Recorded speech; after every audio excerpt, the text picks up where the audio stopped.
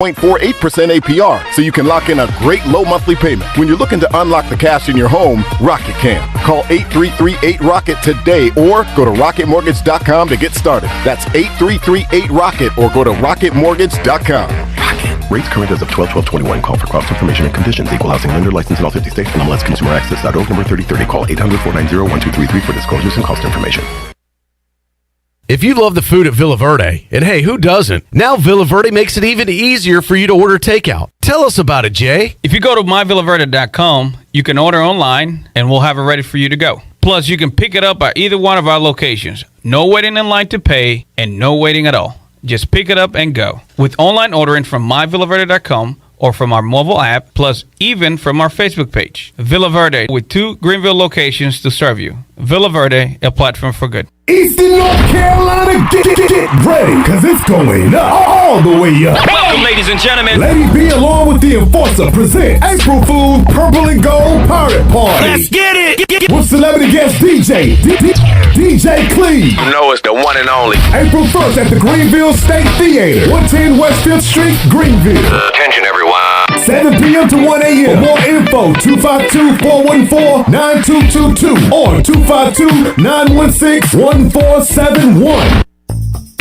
The Rick House is Eastern North Carolina's premier American-style restaurant and bourbon bar. Join us at the Rick House for mouth-watering steaks and made-from-scratch pastas. Check out the 16-ounce cowboy steak or the seafood delight pasta. Join us for our legendary brunch on Sundays from 10 to 2. The Rick House can feed your larger crowds with off-site catering and room for 125 in our adjacent banquet hall. The Rick House, American Provisions and Spirits, 710 Red Banks Road beside the bowling alley in Greenville. This is Martin Truex Jr., and as a NASCAR Cup Series champion, I love one-stop shopping.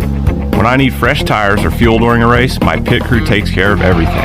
Off the track, I have an auto owner's independent agent. They handle all my insurance in one place: car, home, life, and business. Get your own pit crew and find a local agency with auto owner's insurance.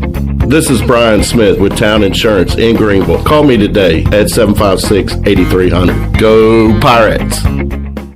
Hey Greenville, Bagel Man here with some exciting news. We are now open for dinner. This is the first time ever for dinner in our 33 years. Our entire menu is available, plus some new sandwiches like the roast beef cheddar, the Italian sub, and the meatball parm. You can also get French fries and home fries as a side for any of your sandwiches. Order online for pickup or delivery, and don't forget about our great catering. We're available 7 days a week. We can deliver or you can pick it up. Bagel Man here.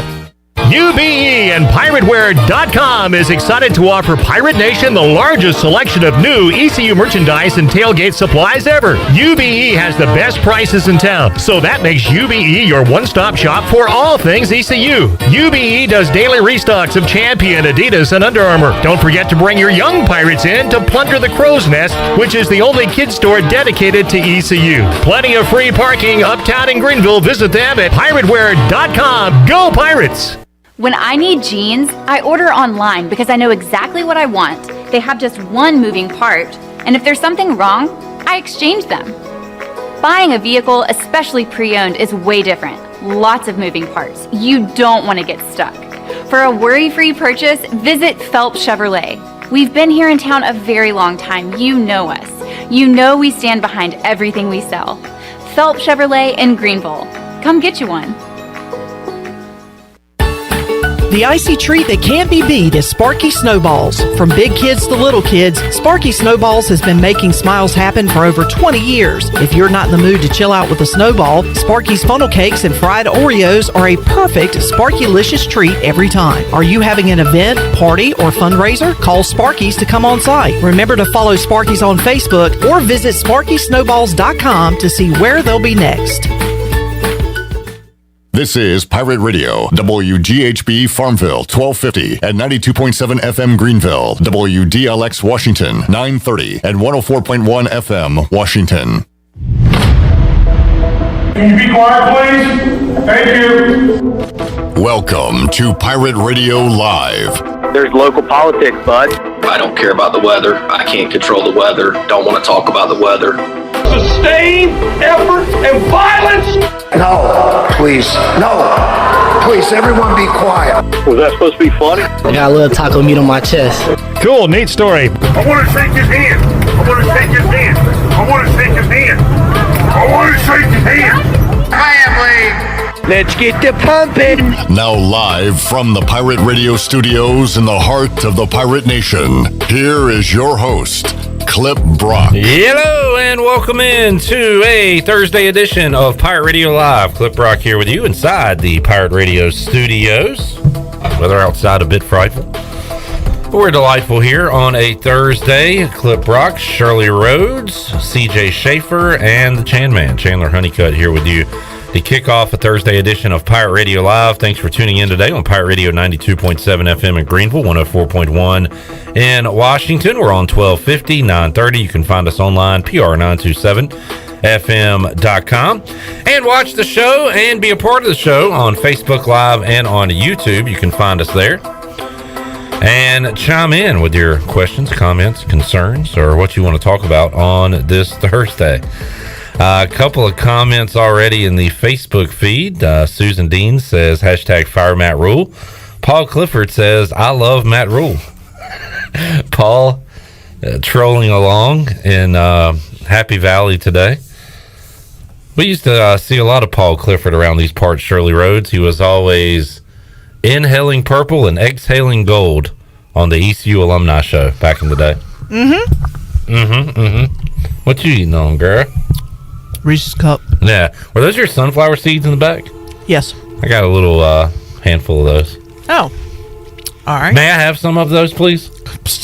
It's a little too late to ask me now. I probably should have asked before I grabbed. But thank you for that. All right, man, we got a lot to get to on today's show, including the voice, Jeff Charles. He usually joins us on Wednesdays. We were pretty packed yesterday, so we moved him to Thursday's show. We'll talk to the voice about Pirate Hoops, the big transition going on with ECU basketball, and a whole lot more coming up in about 20 minutes or so. Brandon Manning, former Pirate, will join us to talk Pirate baseball and Major League Baseball. We are 1 week away from opening day of Major League Baseball, pushed back with the labor stoppage, but coming at a great time right after March Madness. A couple of days after that, you'll get some Major League Baseball. So excited about that. We'll talk about that and more with Brandon Manning coming up at 4 o'clock. Also in the 4 o'clock hour, for the first time ever, we're going to rage. The Anger Management Rage Room Rage here on a Thursday.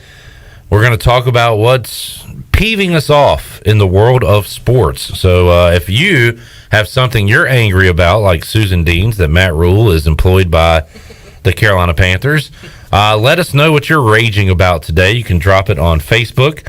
You can drop it on Twitter. Or you can call in 317-1250. And we're going to let some of the anger out. It's healthy to talk about your feelings, your emotions. So we're going to let them out today, and that will be presented by the Anger Management Rage Room. More on that coming up in hour number 2. In hour 3, Troy D will be here. Troy's been known to go on a good rant or two. Maybe we'll have to involve him in our Anger Management Rage Room segment. Troy D will be here. We'll talk to DG, David Glenn, Mr. ACC, to get his thoughts on Carolina and Duke going at it Saturday night, Final Four. And how about this? It's kind of disgusting. Pirate Radio will have North Carolina and Duke live on the airwaves coming up Saturday night. Did we block that game? We have to talk to Troy. Can they both lose? Maybe we put on alternate programming instead of Westwood One's coverage of that game. But we will have Villanova, Kansas also coming up. That one tips off just after 6. Shirley, I hate to ask you a question if you don't know the answer. When does our coverage time begin? I'm going to say 5. It could be before that. You're talking about for Saturday? Yeah. Our coverage begins at 3:30. Oh, yeah. Let's get a lot of pregame coverage for that, baby. Coming up 3:30 on Saturday. All right, so where were we? Oh, yeah, talking about our guest. Curt Kraft going to join us as well. Got a big track and field event coming here to ECU, so we'll talk to Coach Kraft about that and his awesome first pitch that he threw out Sunday before the Pirate baseball game. How's everybody doing? The champ is here, CJ Schaefer, another trivia championship last night. 2 weeks in a row, we're catching a hot streak. Congratulations. Thank you very much. That streak will have to take a break, at least for you personally, because you will be hosting next Wednesday night. Sure will. For the first time ever. Been crafting some questions together. Excited about that. I'll be participating. Looking forward to that coming up next Wednesday. John Moody is in with his gripe in the sports world, the sports entertainment world. So if you have a gripe, a complaint, something you want to be and moan about on this Thursday, get it in, and we'll talk about it in the 4 o'clock hour during our anger management rage room session segment, and we'll tell you all about a cool place you can go in Greenville to let all your anger out. Chandler Honeycutt has not spoken because he has not been spoken to. That changes now. Hello, Chandler. What's up, Clipper? Nice to see you, buddy. Nice to see you. I like your shirt. What are you looking at? I'm looking at your shirt to see if I like it or not. I think I like it. I like your shirt. Thank you. I want to shake your hand. I want to shake your hand. Let's shake hands. All right. Where to I be? want to shake his hand. Thank you. Shirley, before you leave town, I need you to do one thing. Back that fat truck up. Oh my God. I didn't know where that was going, but I like where it went. Yes, sir. Hate to see you go. Love to see you walk away. Back that thing up. Can I get a tap on that one? Yes, sir. It is the David Price Construction countdown to kickoff. Chandler Honeycutt, we are 2 days away from a Pirate scrimmage. We are 9 days away from the Purple Gold spring game. But how many days away are we from kicking things off against the North Carolina Raleigh Wolfpack of NC State University College? Clip Brock, we are 156 days away on the David Price Construction countdown to kickoff until the Wolfpack come into Greenville September 3rd to face the Pirates of ECU to kick off the 2022 campaign. Pirate fans cannot wait for it, Clip Brock, but sorry to inform you, they are going to have to wait. They're going to have to wait 156 days on the David Price Construction countdown to kickoff. Now, when you say Wolfpack, all I hear is Gary Hahn. Wolfpack. I don't know if that's your normal dialect. The East Carolina Pirates versus the NC State Wolfpack. Thank you. Now let's get Jeff and Gary in there. Talk to Jeff in just a little bit coming up shortly. David Price Construction countdown to kickoff, brought to you by David Price Construction, run by ECU alumni. David Price Construction specializes in commercial projects, maintenance on facilities, large-scale residential renovations and additions. Give them a call today, 919-292-5532, or visit them online, davidpriceconstruction.com, for all your commercial or custom residential and building needs. David Price Construction, the proud ECU home services partner. And they count us down. And Chandler, getting excited. When basketball ends, you kind of have that lull. Now, of course, there's baseball of the ECU and Major League variety.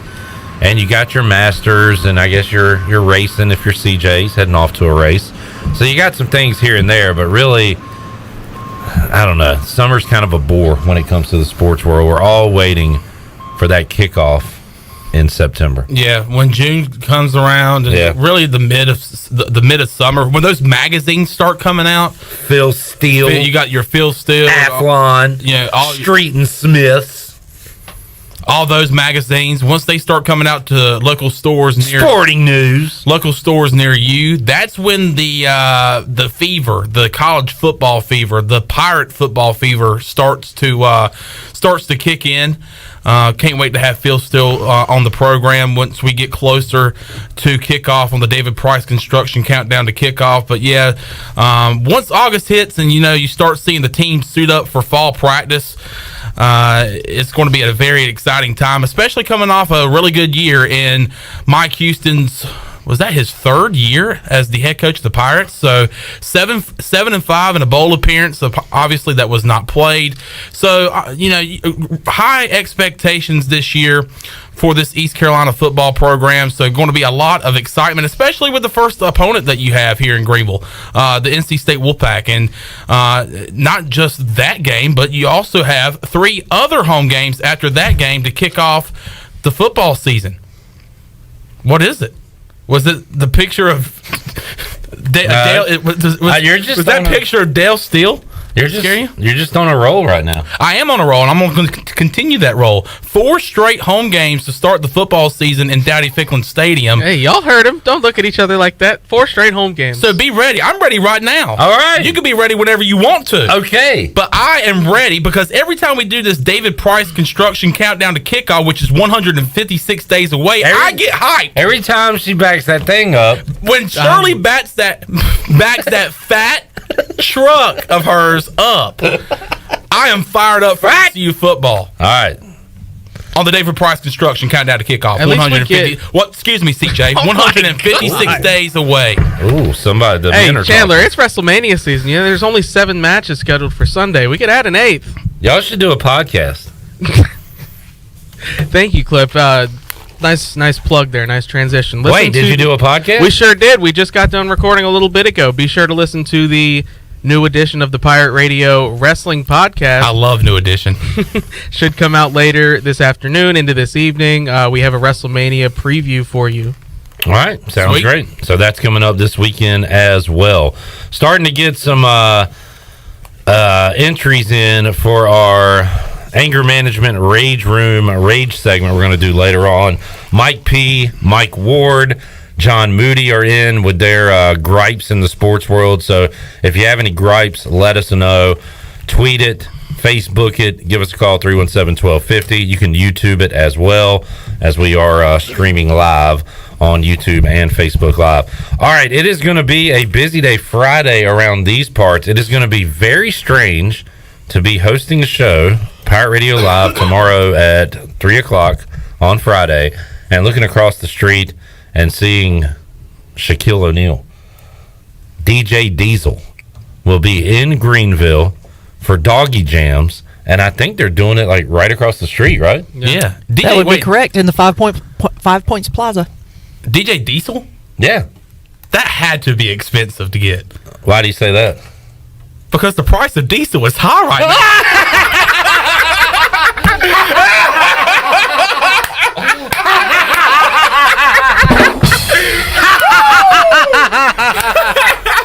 Was that supposed to be funny?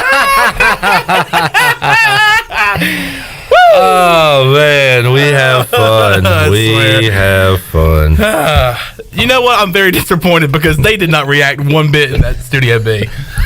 Worst joke ever. You hated it? Hold on. Because that joke had headlights on it. I saw it coming from a mile away. I don't think they heard it right, Chandler. Set it up again. Taking my headphones off. DJ Diesel is going to be here tomorrow for Doggy Jams. DJ Diesel? Yeah. That had to be expensive to get. Why? Because the price of diesel is high right now. Oh my God! He did it again. Woo! This man can't be stopped. He cannot be stopped. Jesus. Get off the tracks because the train is coming. No, don't do this again. Shirley's going to be gone. We're going to be here. Can we open up the door and let... By the way, all he's going to do is like hit a button and a rap song is going to play. Here's a concern that I have. Here's a guy. Now, here's a concern that I just thought about one day removed or one day from Doggy Jams right across the street. I wonder how much the sound is going to come through our headphones. Yeah, probably quite a bit. I was thinking that as well. And how much we're going to hear DJ Diesel just killing it over there. Yeah, is he going to play the Kobe song? What is that one? That's old school. They used to play that on Rome a lot. Where after he won a championship in Miami, he did a freestyle. Oh. And he was saying, Kobe, tell me how my butt tastes. Oh my God. Well. What? Like his Boston butt? Yes. He was having Chandler's on fire today. He was having a neighborhood cookout, and he wanted Kobe to come by and check it out. Of all the jokes you made so far, that one was actually my favorite. The Boston butt, low key. Favorite joke? I don't know. I thought it was kind of mid myself.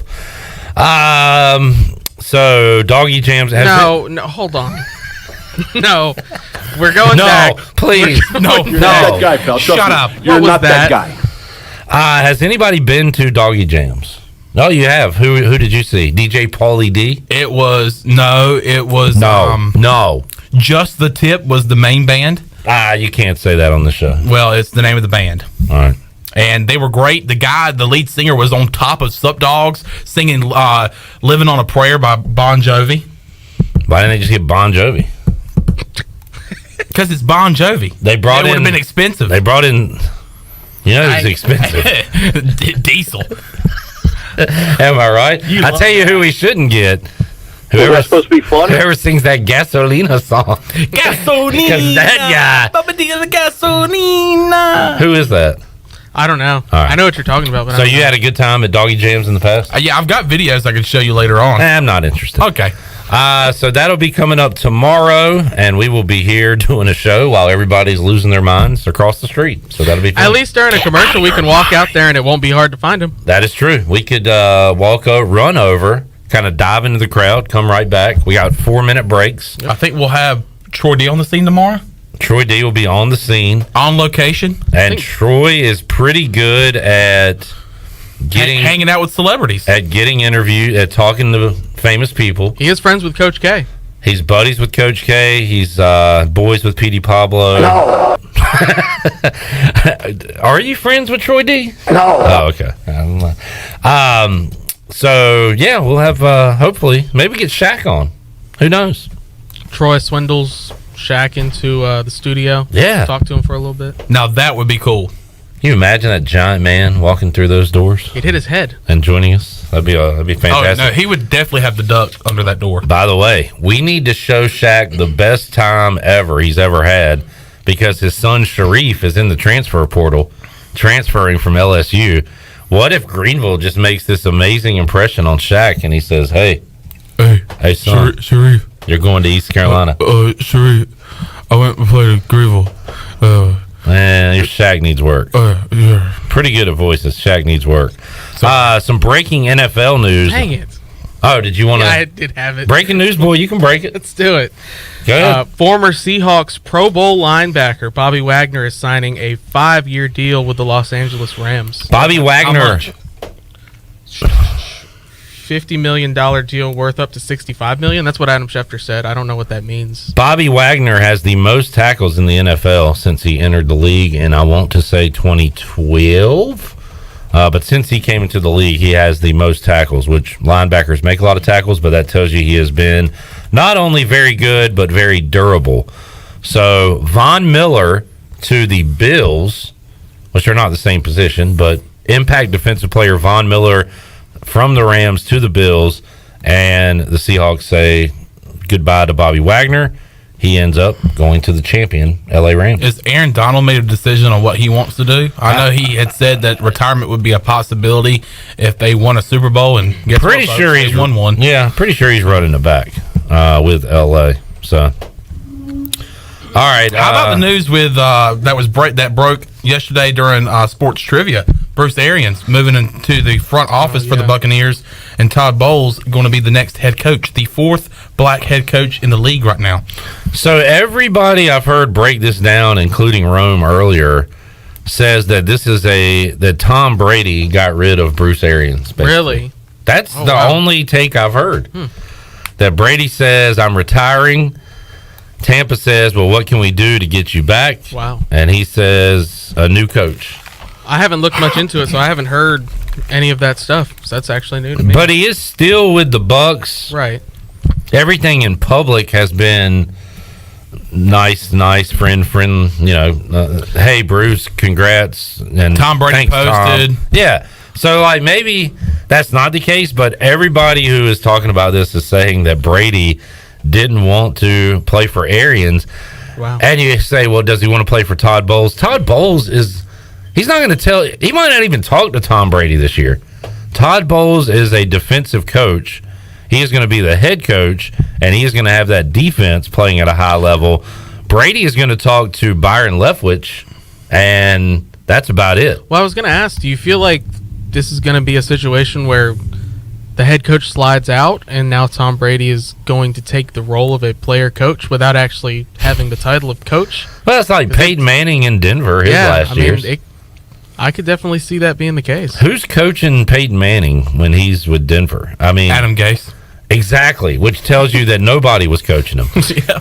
So Brady runs this offense. He doesn't run the whole team because Todd Bowles is going to run the defense. Mm-hmm. I mean, so Brady is basically a player coach at this point. And I don't know, Bruce Arians is he's an interesting fella. I could see where he could be awesome. I could also see where he could rub you the wrong way. So maybe there is something to this. Brady got tired of playing for the GOAT, Bill Belichick, went elsewhere, won a Super Bowl. I mean, Brady kind of, we say LeBron is now the GM of the Lakers, basically. You see how that's turned out. Not very good. Brady's not in the rage room. Brady's making the calls, at least on the offensive side of the ball, for the Bucs. I never noticed this, but they had the Sugboat on this graphic. I don't want to. Why you got to talk about that? I'm sorry. Hey, 2 days now in a row with no East Carolina transfers. Day's not over yet. That so is far true. It's promising. That is true. You never know. Mike P says, tell Shaq we will rename the court in Minges to whatever he wants. The Shaq General, Icy Hot, S-Bomb Printer Court. That has a nice ring to it. He does have a lot of advertisements. Isn't Shaq sponsored by Kia too? I'm supposed to believe he can get into that car on his own. Yeah, that is tough to believe. Blake Griffin jumped over the hood of a Kia once. It was not impressive. I've seen better. I mean, he jumped over the hood. The hood of it, yeah. He didn't even jump over the car. I mean, it was cool, but it was not cool. I thought it was cool, but we've how seen old better. were you, like 4? No, I mean, that was a legitimate question. How old were you when that happened? No, what was it, like 2010 or 11, right? Mommy, look. He jumped over a car. Well, hey, chill, dude. He jumped over a hood, son. Son, this is your dunk contest winner. Do a lot of Mike Mullis impersonations. All right, let's take a break. We'll come back. When we return, the voice Jeff Charles joins us. He was called Greg by Mike Schwartz last week. But what did he think of his first interaction with the new Pirate head basketball coach? We will talk Pirate hoops, Final Four, some baseball, some football, everything in between with the voice Jeff Charles when we return on Pirate Radio Live here on a Thursday. Back with you after this.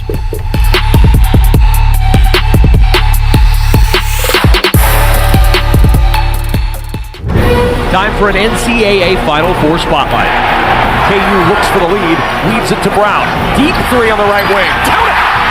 First three for KU! And a three-point Jayhawk lead!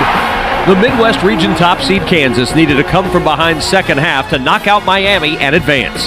Now they head to New Orleans to meet Villanova on Saturday. Hear Westwood One's exclusive coverage of the Final Four right here. Between business life, social life, and her best bud Loki, Beverly has a lot to focus on, especially while fighting Stargardt, a blinding retinal disease.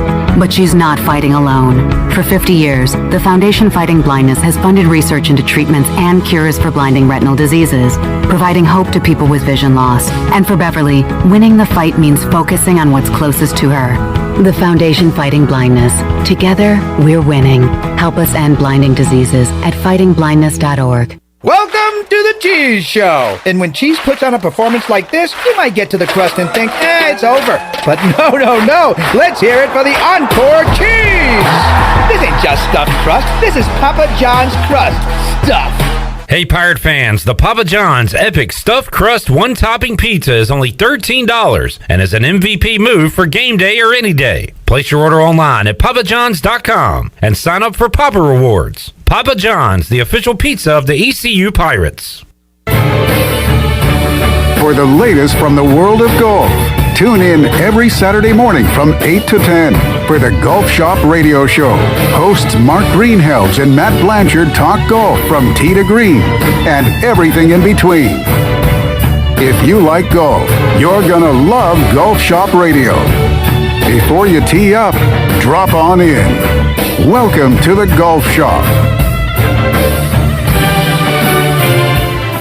East Coast Grading and Utilities is your source for clearing, hauling dirt, and concrete work. East Coast Grading and Utilities handles all sewer and water issues as well. I'm David Bone. Whether putting in a new subdivision or helping you with any and all of your drainage problems, I can get the job done. Call me at 531-7494. No job is too big or too small. East Coast Grading and Utilities. Friends helping friends. 531-7494 for East Coast Grading and Utilities.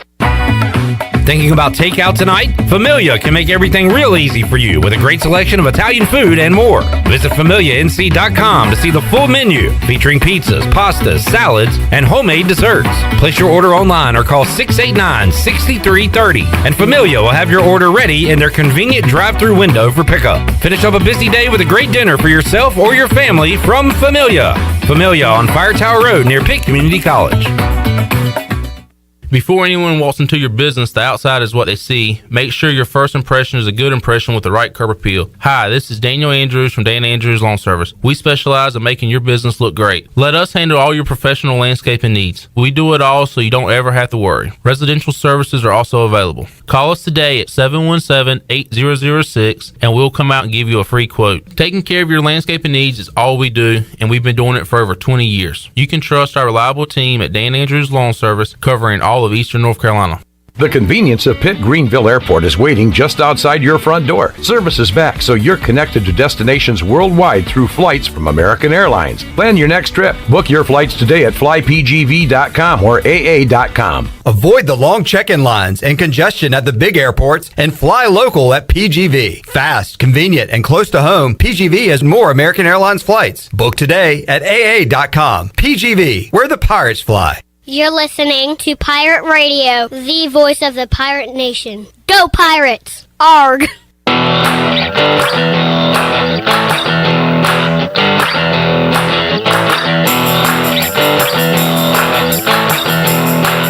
You're listening to Hour 1 of Pirate Radio Live. This hour is brought to you by University PC Care, your local tech support experts for all your personal and business needs. Visit universitypccare.com to learn more today. Now, back to the show. Welcome back. Grab your amigos and head to Chico's for the best Mexican food and fun in Greenville. Come and enjoy favorites like shrimp tacos, steak and chicken fajitas, burritos, enchiladas, ACP, and more. Follow Chico's on Facebook and Instagram for daily updates. For Mexican food and fun, it's got to be Chico's for dine-in or to go.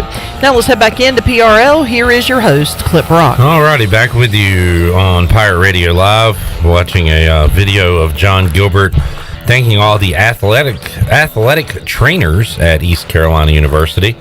And all I can think about is how he looks like the cheerleader's dad on the TV show Heroes, the old show. Because I just started watching that, and John Gilbert looks like the bad guy. So now John Gilbert kind of scares me. A little nervous to be around him. Don't let John Gilbert scare you. He scares me. Okay. Well, you were scared of your dad at one point because of a bad dream. Well, it was more I was scared of Inspector Gadget. But now, yeah, I'm afraid of Inspector Gadget, the guy on Heroes, John Gilbert, and my dad. And your father.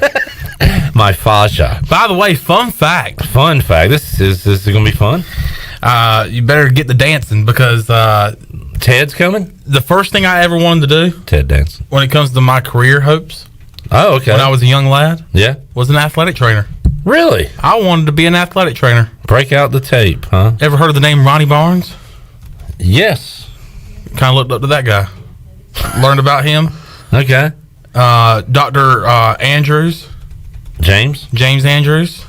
I thought, those were some cool guys.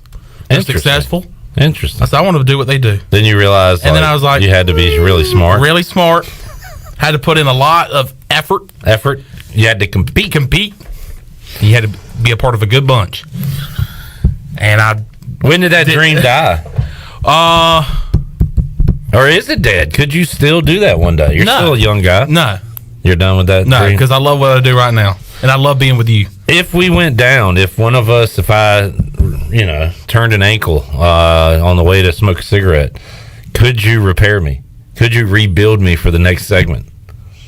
No, but my dad probably could. That's what he went to school for. All right, well, he's 3 hours away, Chandler. I need immediate help in 4 minutes. What do I do? I'll call you an ambulance. All right. I'll call for help. All right, thank you. All right, let's go around the horn. Shirley, what did you want to do when you were growing up? I like putting people on the spot like this. I wanted to be a music video director. That is interesting. Because I grew up in the era You're a of music fan. Yep, and of course I grew up in the era of MTV. And I loved watching music videos, and I always wanted to be a director. Because I would hear a song, and I would have like a little movie playing in my head, and I was like, I'd like to put that on paper one day. Did you ever pursue that dream? I did, because when I first got to take a tour of Barton College, they did not have a radio station at the time, and I was really into radio. I didn't watch a lot of TV when I was younger. And they said, yeah, we've got a TV station, but we're going to have a radio station. It should be up and running in about a year. And that kind of sealed the deal for me. I pretty much wanted to go there. And ironically, by the time I graduated, still no radio station. Matter of fact, I don't think there's a radio station still to this day at Barton. There's just a sign that says "Coming soon," Barton Radio Station. Yeah. So interesting. But yeah, I did try to pursue it. And then my degree is in video production. It's a communications degree, but it is on the video side of things. But it's so antiquated because of the way technology has changed over the years. Now. Oh yeah, that I could sit here and stare at a computer screen and be like, I have no clue what this is. So it's antiquated, but I did try to pursue it, but it just didn't really pan out. And I discovered I liked radio, just the radio side of things, way more than television. CJ, when you were a young boy growing up on the Philippine side of Pittsburgh and Havelock, what did you want to be? The Philippine streets. The Filipino streets. Well, Clip, I wanted to be in the Filipino Mafia. No, I wanted to be a doctor. When I was real little, I found out how much money they made, and I was like, yeah, I want that kind of money. So you were all about that green. Yeah, and then I wanted to be a wrestler shortly after, and then I found out how much they get hurt, and I was like, I'm good. So here you are. Here I am. Well, you really settled in life. No, when I started as a student here and started going to like all the ECU games, I made a lot of friends who kind of had the same passion as I did, and I was like, okay, so there's like an avenue for me to cover ECU sports when I get out of college. So here I am. In that sense, no, I'm doing exactly what I want to do. And sports trivia expert as well. That's right. What did you want to be when you were growing up? Let us know on Facebook, Twitter, and YouTube. All right, let's head out to the Pirate Radio Live line and visit with The Voice. When I was growing up, I wanted to be The Voice, Jeff Charles. Now I get to talk to him. That's pretty cool. As he joins us here on Pirate Radio Live on a Thursday. Jeff, how you doing today?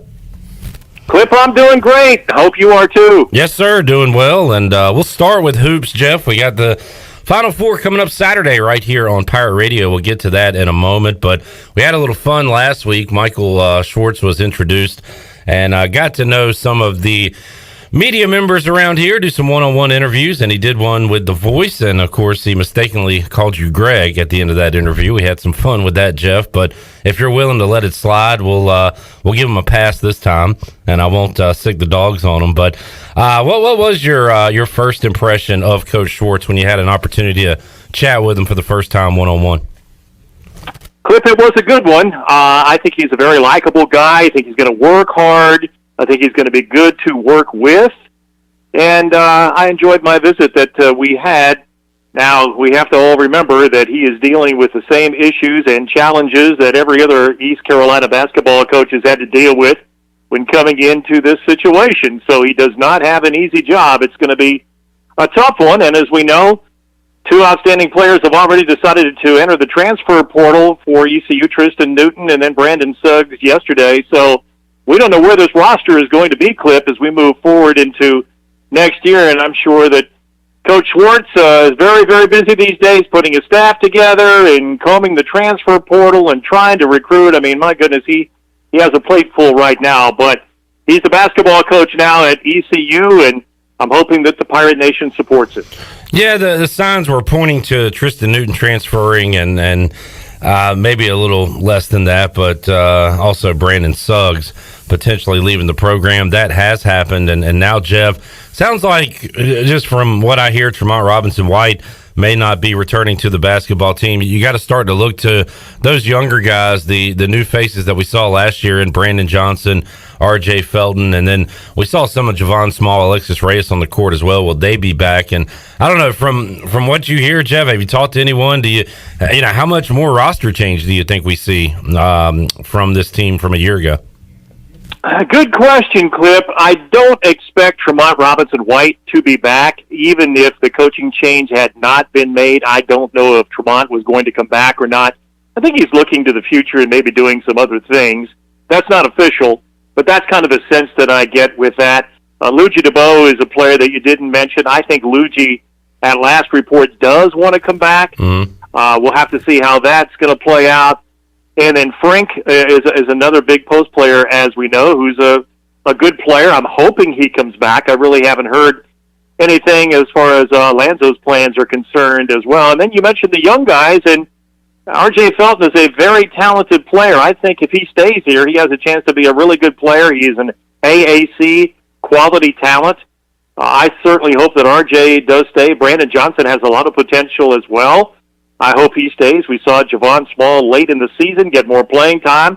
I think Javon has a chance to be a really good player here, too, and we really didn't get a whole lot of information on Alexis Reyes as far as moving forward is concerned. So I'm not sure where he is, a kid from the Northeast, and he had very limited playing time until late in the season, and he was a young pup. You could tell when he got out on the floor. He had a ways to go, but he does have a lot of potential, and he is 6'7", and he does shoot it pretty well. He just needs experience. But with those younger guys right now, Clip, I don't know where they are with those guys. I don't really expect Tremont to be back. I think Luigi does want to come back.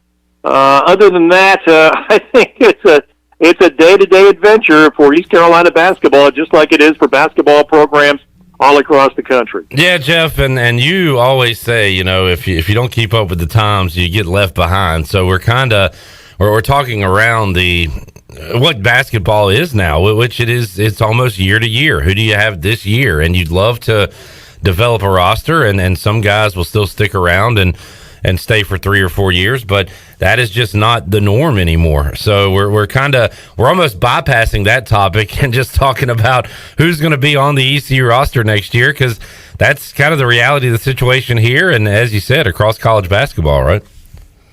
It really is, Clip. You just don't know. I don't know how these coaches do it. I'll be honest. Yeah. You would think that they would be very frustrated, and I think a lot of them are, and I think many of them who are veteran coaches who have been in the business a long time, I think they wake up one day and say, it's changed so much, I don't know if I want to be a part of it. Moving forward, then, of course, you've got the young coaches who, again, are starting their careers or trying to build their career that feel a little bit differently about it, and they realize this is the climate that we're in college basketball today, and if you're going to be in the business, you're going to have to deal with it. And I think about young coaches like Coach Schwartz coming in here at age 45 at ECU, and then, as we just saw earlier today, the announcement which we all expected, Shaheen Holloway, who's 45 years old, he's moving on to Seton Hall, where he played and coached originally after that great run at St. Peter's. So, those guys are kind of the younger breed coming along, and they just realize that this is the way college basketball is today, and this is the way it's going to be. And if you're going to be in the business, you have to adapt and move on and change with the times, or you get left behind. You become a dinosaur. Well, Jeff, we saw one legend leave last year. Another one will be leaving this year. Roy Williams for North Carolina and Mike Krzyzewski for Duke. And Coach K has his Blue Devils taking on the Tar Heels in the Final Four on Saturday. First ever meeting in the NCAA tournament, Jeff. I didn't think it would ever happen if we hadn't seen it in the past with all the great teams these two schools have had over the years, but it is we'll see if it lives up to the hype. There's a great undercard too, by the way, that not a lot of people are talking about in Kansas Villanova. But Jeff, this is a stacked Final Four. It's going to get a ton of eyeballs, and hopefully the games live up to the hype of these two. In this situation, I've seen it before, Clip, where you have the marquee game. Everybody knows the Duke North Carolina game is the marquee game. And the winner of that game goes on to play, of course, in the championship game. And so many times I've seen over the years, the team that nobody's really talking about sneaks up and wins the whole thing. So I think Kansas or Villanova, and I'm going to have to favor Kansas, especially because Villanova's outstanding guard, Justin Moore, is not going to play in this game. He has an ACL injury, and he's not able to play. Kansas has kind of been off the radar a little bit this year. True, they're a blue blood, but who really has talked about them being in the Final Four this year? Not a whole lot of people. So I think they're in a pretty good spot. I would expect them to beat Villanova, although Villanova is just so well coached. I mean, Jay Wright is a terrific coach, and we've talked about it over the years, Clip. Here's this little school in Philadelphia that wins national championships in basketball. It's really pretty amazing, even though they've had great tradition at Villanova down through the years. But, you know, they're so well coached, and they'll kind of muck up a game. And so I would expect them to be in it with Kansas. They'll play a lot slower. They'll play great defense, so they won't hurry on offense. They're making shots. And if they don't turn it over, you know, they've got a chance to be right there with a more talented Kansas team. But looking at it on paper, I would expect Kansas to win the game. And then the Duke-North Carolina game, I just think Duke has an awful lot of motion going for them, coming off the game that, of course, was played in Cameron. Coach K's last game when North Carolina blew them out. So I think they've got a tremendous amount of motivation going into this game. And I would expect to see a Duke win and a Duke-Kansas championship game. And like I said, there will be such euphoria, I think, for Duke in beating North Carolina that they better be careful playing, if it is Kansas or if it is Villanova, playing them in the championship game. Cy Seymour said something earlier this week, Jeff, that stuck out, and it was similar to what you were going with the team coming out of that big heavyweight fight not winning at all. But he said, just imagine the emotional stress and all the emotion that's going to pour out for that winning team between Carolina and Duke on Saturday night, and then a quick turnaround to Monday.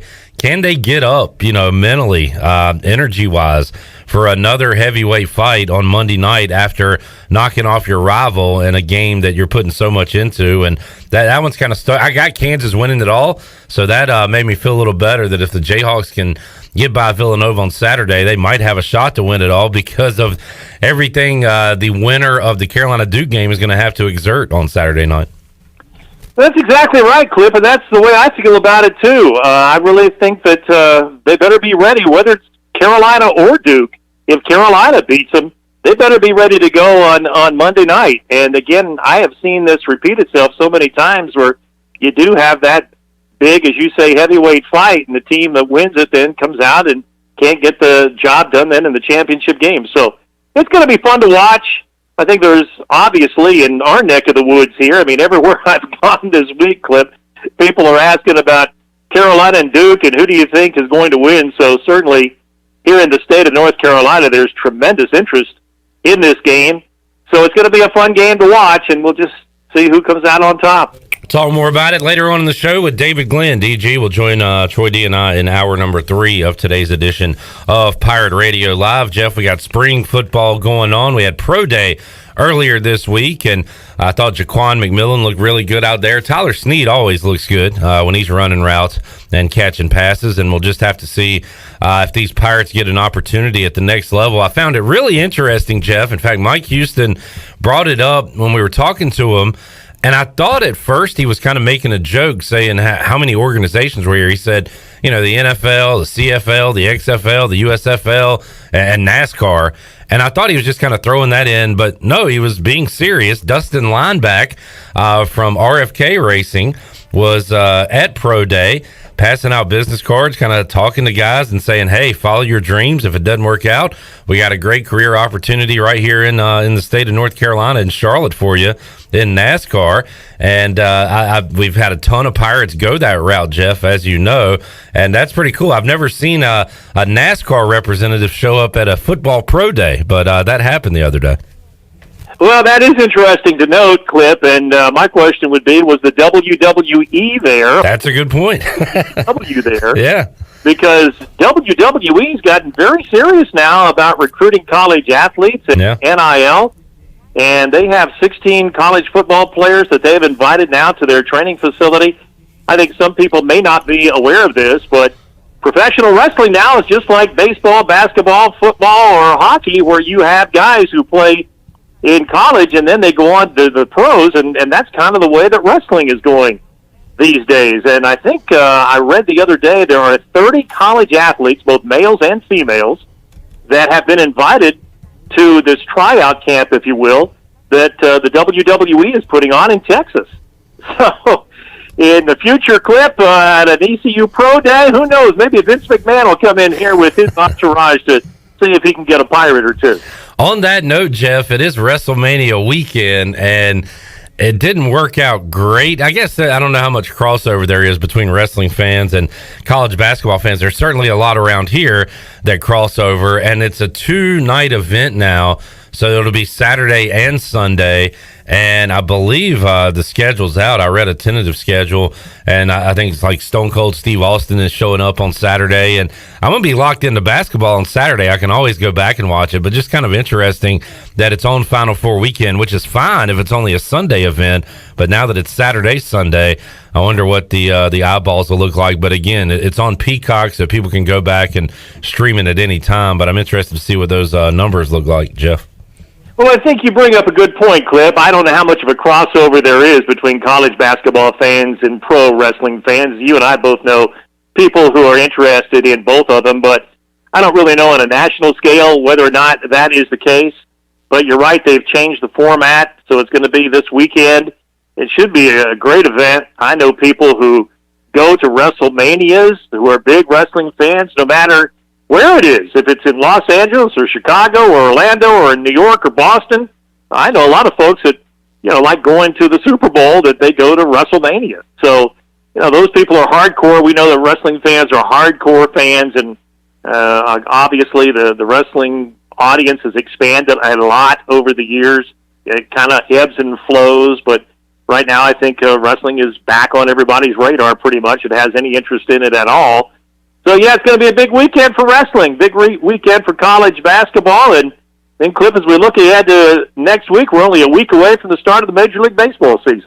That's right. 1 week away from baseball, as I mentioned, too, earlier this week. 1 week away from Harold Varner III at the Masters. So even though college basketball is wrapping up, we're going to lose the madness, go into April. Still a lot coming up, Jeff. And, yeah, I'm excited for MLB opening day. I kind of like that it was pushed back now, so we get to enjoy the championship Monday and then have some baseball to look forward to coming up next Thursday.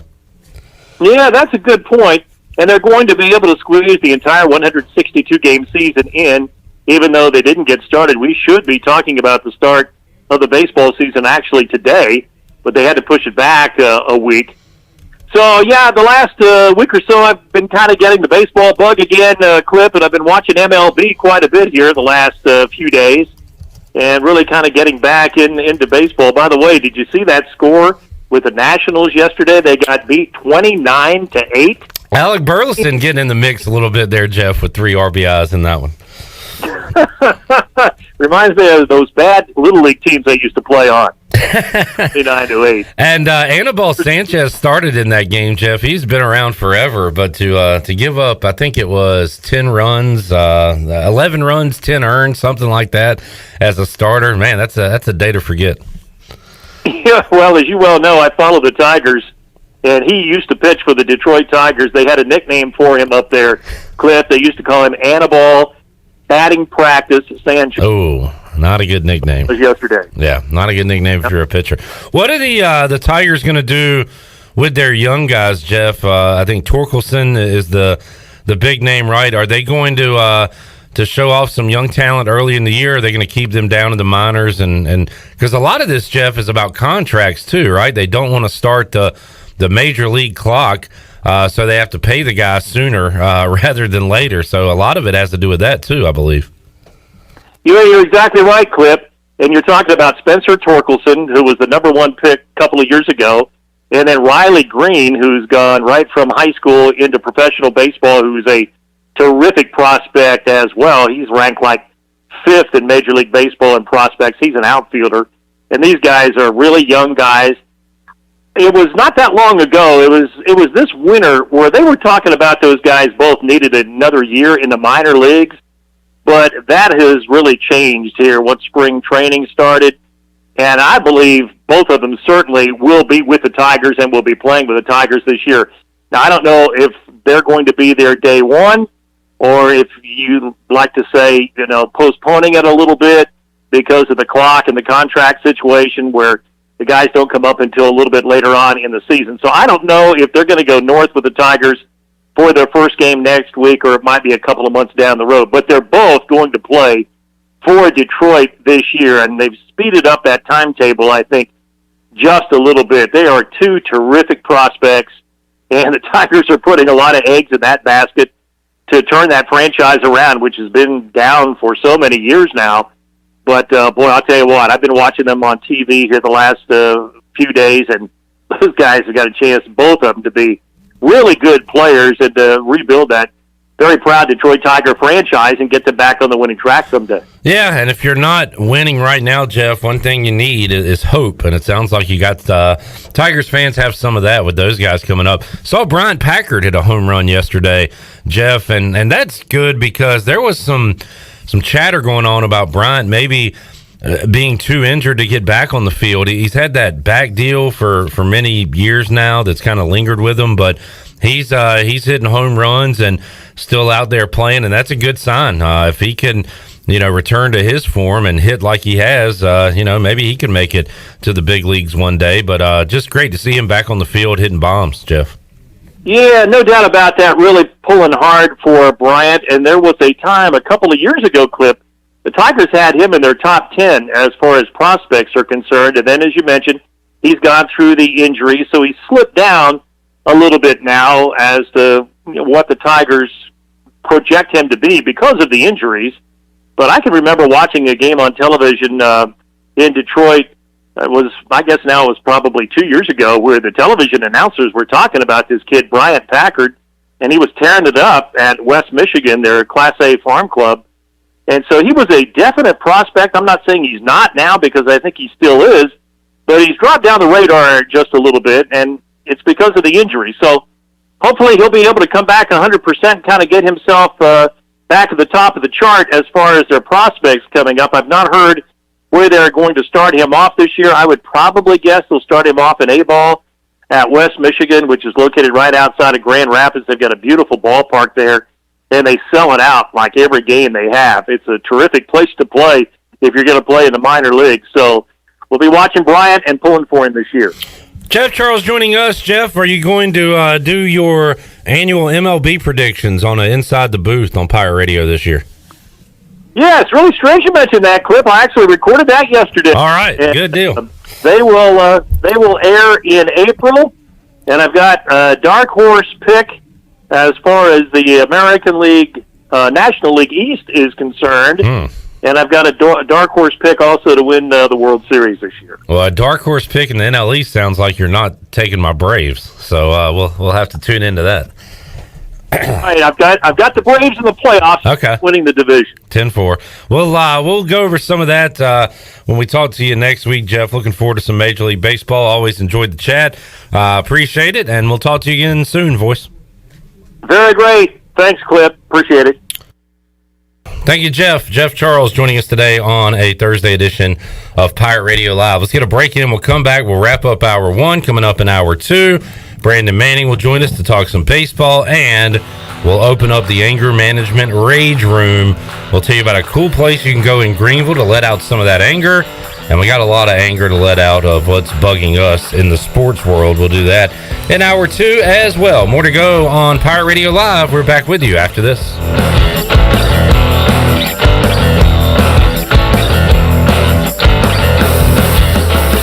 If you love the food at Villa Verde, and hey, who doesn't? Now Villa Verde makes it even easier for you to order takeout. Tell us about it, Jay. If you go to myvillaverde.com, you can order online, and we'll have it ready for you to go. Plus, you can pick it up at either one of our locations. No waiting in line to pay, and no waiting at all. Just pick it up and go. With online ordering from myvillaverde.com or from our mobile app, plus even from our Facebook page. Villa Verde, with 2 Greenville locations to serve you. Villa Verde, a platform for good. Pirate Fest, presented by Stuffed Dogs and Suddenlink, offers 2 days of piractical tomfoolery. This free event includes 150 vendors, food trucks, art demos, BMX, mermaids, and of course, pirates. Join us on Friday, April 8th from 5 p.m. to 9 p.m. featuring music from DJ Tay James. Then on Saturday, April 9th for a full day of activities from 11 a.m. to 8 p.m., including a concert on the Town Common from Grammy-nominated recording country artist Eric Pasley. For more information, visit piratefestnc.com.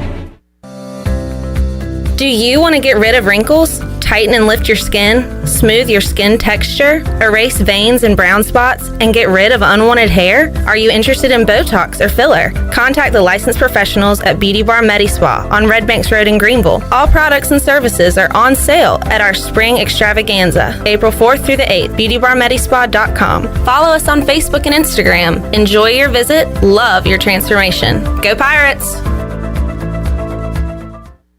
You've worked hard to make your business successful, and that's why it's really important to always have a bank in your corner when you need them. This is former ECU baseball player Ashley Capps from First Bank, and our experienced team of local bankers includes Lee Watson, Bonner Latham, Chris Richards, Josh Hooten, and Heath Nisbet. To get the business services that are right for your business today, come and see someone on our team at First Bank on Arlington Boulevard here in Greenville. First Bank, together with our customers, we're creating a world where individuals and communities thrive. Member FDIC, Equal Housing Lender. Wings Over delivers. Wings Over delivers.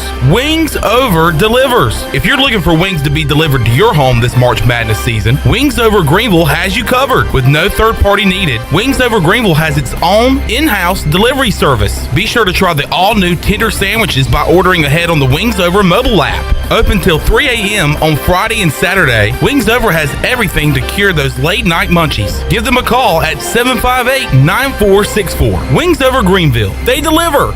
In studio with Gloria from Kinetic Physical Therapy. Gloria, what is cryotherapy? Cryotherapy is when your body is exposed to extremely cold but therapeutic temperatures for several minutes. It has many benefits, including decreased pain, decreased inflammation, increased energy, and improved overall wellness. That's why at Kinetic Physical Therapy and Wellness, we offer a wide variety of services, including cryotherapy. So whether you're an athlete or whether you just want to give your health a boost, cryotherapy will help to ensure that you're feeling great and living well. So come chill with us and you'll be back for more. Great food, great atmosphere, and great service is Ottavola Market Cafe. Ottavola is simply a restaurant that focuses on that, being a great restaurant. There's something for everyone at Ottavola. The menu offers a variety of great choices like pastas, pizzas, sandwiches, soups, salads, and seasonal rotating selections. Lunch or dinner, Ottavola is always the right call. Call ahead and get Ottavola to go, or stop by the bar for a drink with friends. It's simple. Come and eat at Ottavola Market Cafe, Red Banks Road next to Food Lion, and OttavolaMarket.com. Ottavola, Pirates supporting Pirates. You know what happens when you mess with a 125-year-old legend? You get Topo Chico Hard Seltzer. Inspired by the legendary taste of Topo Chico mineral water and crafted with unique flavors like strawberry guava, tangy lemon lime, tropical mango, and exotic pineapple for a crisp, refreshing finish. Topo Chico Hard Seltzer is a game changer. New Topo Chico Hard Seltzer. Legends never stop refreshing. TC Hard Seltzer Company, Tempe, Arizona, Auburndale, Florida. Celebrate responsibly. This is Amanda Houston, and you're listening to Pirate Radio, the voice of the pirate nation. Go Pirates!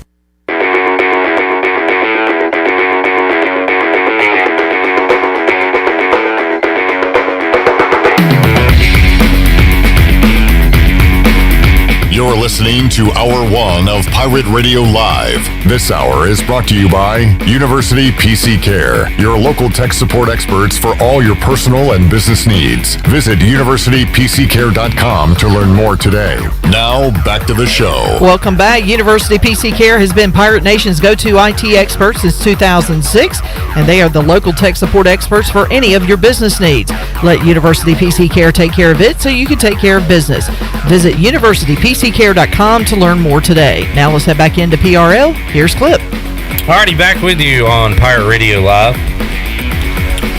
We got to talking during the break about Lee Norris, who grew up in Greenville, was an actor as a kid, Shirley, in Boy Meets World. And played Minkus. We got to talking about him because Spencer Torkelson is the prospect for the Tigers. Yes. We were talking about with Jeff. And I said, Shirley, wasn't there a show called The Torkelsons? And I believe Lee Norris was on that show, right? Or did I make that up? No, I believe you're correct. Okay. But he's more known for Boy Meets World, and what else did you say? He played Mouth on One Tree Hill. Mouth? Mm-hmm. Mouth. All right. That was his. Well, that wasn't his. He had a real name on the show, but everybody called him Mouth on the show. All right. Well, I'm trying to. I want to do like a Where Are They Now with Lee Norris. So if you folks in the Greenville area know him or his family, could you please contact me or contact him? And I want to get him on for an interview and talk about his acting days. Pretty fascinated by that. That would be a great guest. Yeah. I mean, local ties. He's an Eastern North Carolina legend. He is an Eastern North Carolina legend. You're right about that, Chandler. We got to take a break, get into hour 2. But did you see, boy, how far have the big, bad Bronx Bomber New York Yankees fallen? When you got Brian Cashman, he was doing an interview. And I guess he's tired of hearing about how the Yankees haven't been in a World Series since, or haven't won a World Series since 2009. And he said the only thing that stopped the 2017 Yankees was something that was so illegal and horrific. So I get offended when I start hearing we haven't been to the World Series since 2009, because I'm like, well, I think we actually did it the right way. Pulled it down, brought it back up, drafted well, traded well, developed well, signed well. The only thing that derailed us was a cheating circumstance that threw us off. So, I mean, we are talking about a 13-year span, and he's talking about one particular 2017 series against the Astros. He did say, I'm past it now. Well, it sounds like it. Yeah. But it does bother me when it comes up. We built something that I can't tell you we would have won. I can't tell you we would have beat the Dodgers, but I do feel pretty confident that the Astros wasn't stopping us if it wasn't for those advantages. That's all. And he continues. People are like, oh, we haven't been to the World Series. And I'm like, yeah, I don't think that's a true statement as it could be. We had a World Series team, and either you get it done or you don't. People don't want to hear that, but that's real to me. I think it's real to all of us. So let's all feel bad for the Bronx Bombers. Them. That poor, sad, this is a phrase that people use today, a poverty franchise. The New York Yankees. There you go, Clip. Those pinstripes. I'm hip. I'm cool. I'm with it. I'm lit. I mean, he can be right about that 1 year and still not have an excuse for the other 12. Yeah. And we're talking about the Yankees here, and we're not talking about the Pittsburgh Pirates. That's a good example. If they went on a run, and if they got screwed, I would kind of give it more credence. That's a bigger deal because it doesn't happen as often for us. If you're in here still complaining about it, I'd probably say, CJ, it might be time to get over it. Well, yeah. But you would have a legitimate gripe because the successes have been so few and far between in Pittsburgh. How many, is there a big Filipino population that are Pittsburgh Pirate fans? No, it's a lot of Are German you the one-man fan club? Probably. It's a lot of German and Jewish people in Pittsburgh. 10-4. They have like a Filipino day at the ballpark. And it's CJ. And it's CJ Schaefer. Just a party for me. Attention, fans. Direct your attention to the Jumbotron. CJ Schaefer to throw out the first pitch. It doesn't sound very Filipino to me. When we return, we'll talk some Pirate baseball and some Major League Baseball. I'm going to pull up some MLB win totals, and we'll go around the horn with the Nationals, Red Sox, Pirates, Braves, and Brandon Manning and I will give our thoughts on those over-under win totals for 2022. All right, and coming up in our 4 o'clock hour, what are you raging about? Our anger management rage room rage sesh will be coming up in hour 2 as well. If you are being and moaning about something in the sports world, something you want to get off your chest, you can tweet it, send us a Facebook post, call in 317-1250. We're back with a lot more on Pirate Radio Live here on a Thursday after this.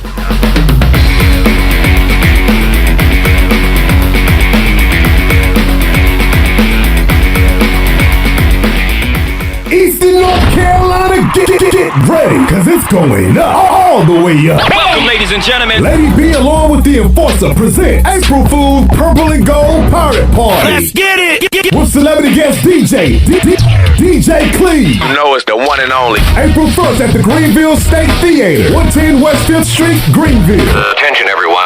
7 p.m. to 1 a.m. For more info, 252-414-9222 or 252-916-1471.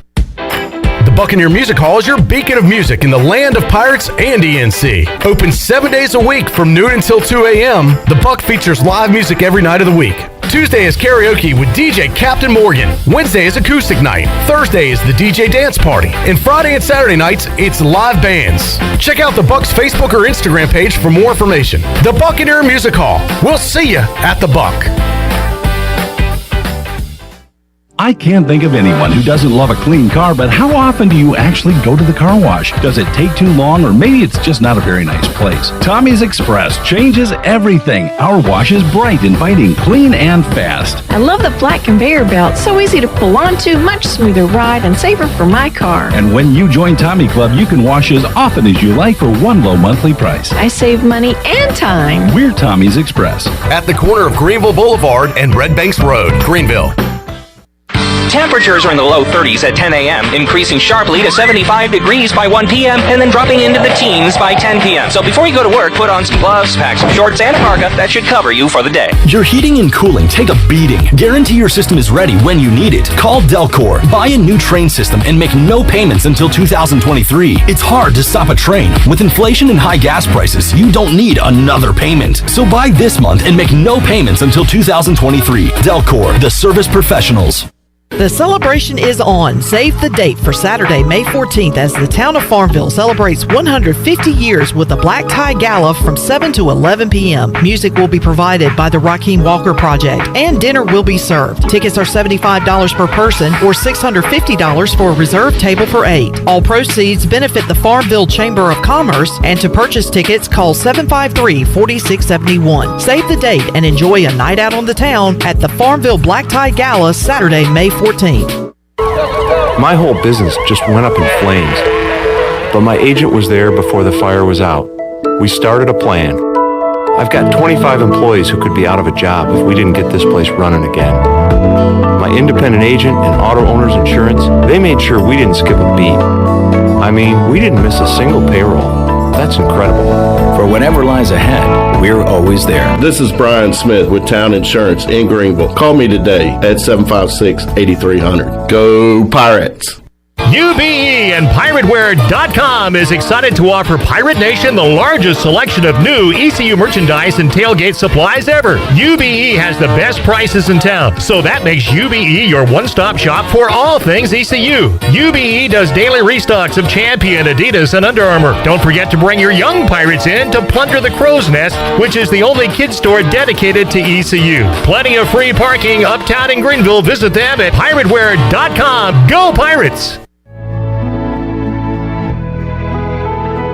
Hello, friends. This is Troy D, here to let you know that the Masters is just around the corner. Stock up on all your Masters gear with a visit to Tailgate Classics. Tailgate Classics has a wide variety of vintage, officially licensed Masters polos and hats. Check out Tailgate Classics in person at 304 Evans Street in downtown Greenville or online at shoptailgateclassics.com. This is Pirate Radio, WGHB Farmville, W224EI Greenville, WDLX Washington, and W281CH Washington.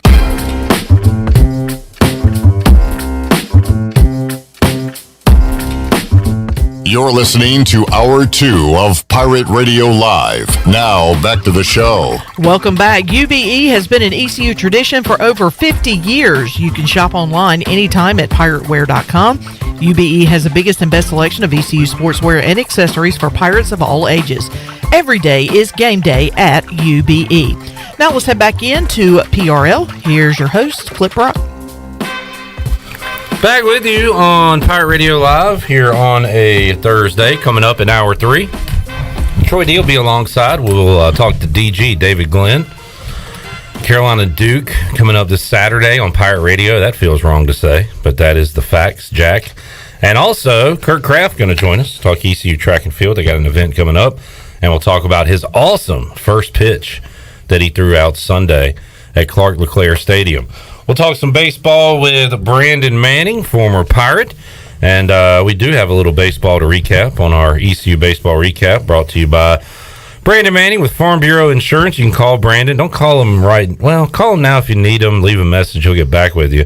531-1812. You can schedule a review, get a free quote. Brandon, how you doing, bud? Doing great. How you doing today, Clip? Fantastic. Good to see you, man. White chocolate. White chocolate in the house, baby. Brandon will not let that name die. Never. Thank you for that. Never.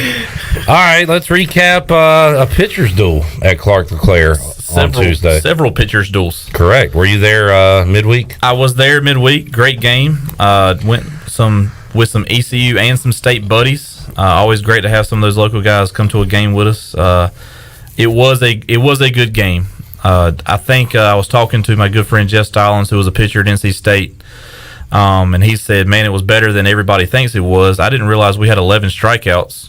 We struck them out 11 times. They only struck us out 5, and they threw some quality arms at us. We just. Well, I said this, Brandon. If you told me State, like before the game, State's going to score 2 runs, I was like, I'll take that every day. Yeah. With their offense. Tommy Tank's no RBIs. I mean, now, the problem is, I think Link Jarrett's son had the only 2 RBIs. Huh. He must have learned how to do. He must have felt home. Yeah. I mean, that's great. I mean, I would take 2 runs against that team. That team's offense. If you look up, they had multiple guys with a lot of home runs up and down the order. Top to bottom, and it was just. And the way they threatened early too, I thought they'd put more on the board. I mean, we really came through in the clutch. Had some good spots hit early by our pitchers. Mayhew did a very, very good job getting some clutch strikeouts, clutch ground balls. Danny Bill came in and was okay. Not as good as Danny's been all year long, but he got a bridge over there, and we finished up strong that game. Now the problem is we couldn't get any across the plate. What's going on there? We're not squaring balls up. I mean, you look at it up and down. I think there was a couple of balls we hit deep into the outfield. I think one was a borderline rob in right center field. Yeah, Jacob Jenkins Coward. That's right. We barreled a handful of balls up. Soon as we started hitting the right-handed pitchers, they were like, "Nah, lefty. Let's go lefty on them." And we just had this year we've had a hard time barreling up left-handed pitching, I think. On to Cincinnati, Brandon, for the conference opener. And again, we talked about it last week. We've seen East Carolina run through this league before. Not saying it's going to be the case this time, but talking to Aaron Fitt last week, he says this thing's wide open in the American. And I guess, are the Pirates still the favorite at this point? I really don't know. I mean, if you look at everybody's schedule, strength of schedule, who they've played, where they've played, and their wins and losses, I think everybody's tit for tat. But I think the Pirates have, maybe they just need to shave the mustaches off and start over again, and that's what they needed. I mean, they really need to win the series. Don't have to get a sweep. Start winning on the road, sweep at home, and we'll be fine. Huge series coming up, as I think it was Zach Agnos going into the NC State game said that was a pivotal game, and then this weekend is kind of a pivotal weekend to start out conference play good. You lose that state game, but you get 2 out of 3 this weekend. You're feeling pretty good returning home for Old Dominion and then Wichita State next week. That's right. I mean, last week we talked about it. We had to beat State both games this year. I said that was had to at least do that to have a chance at hosting a regional. We lost one to NC State. So that's going to be a very strong uphill battle to host a regional again, but we can still finish out and get a good seed in a close-to-home regional, I think, with a couple of quality wins coming up. All right, so nothing's ever set with Cliff Godwin when it comes to pitching, but can we predict Cooch Maynor, Giles, and Gross? Or you think we'll see something different this weekend? I don't know. I don't think. I think Giles has been pitching out of necessity. We had some people, I think, banged up tight. Giles can't go. He is not, in my opinion, a long-term 7-inning guy. He is 1.5 times tops through the lineup kind of guy. So you're talking 3 innings, maybe 4 if you stretch it out. And if you do that on a Saturday and he only goes 1 inning to 2 innings, you've really, stretched your bullpen thin for the rest of the weekend. I was going to kind of go glass half empty here and say, well, a lot of our starters have only gone 2 or 3 innings this year.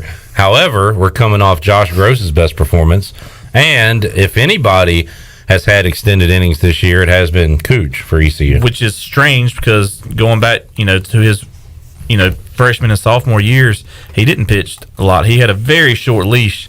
So coaches really, again, needs to start giving us 7 innings. We need some guys giving 7 so we can get some fresh arms out there.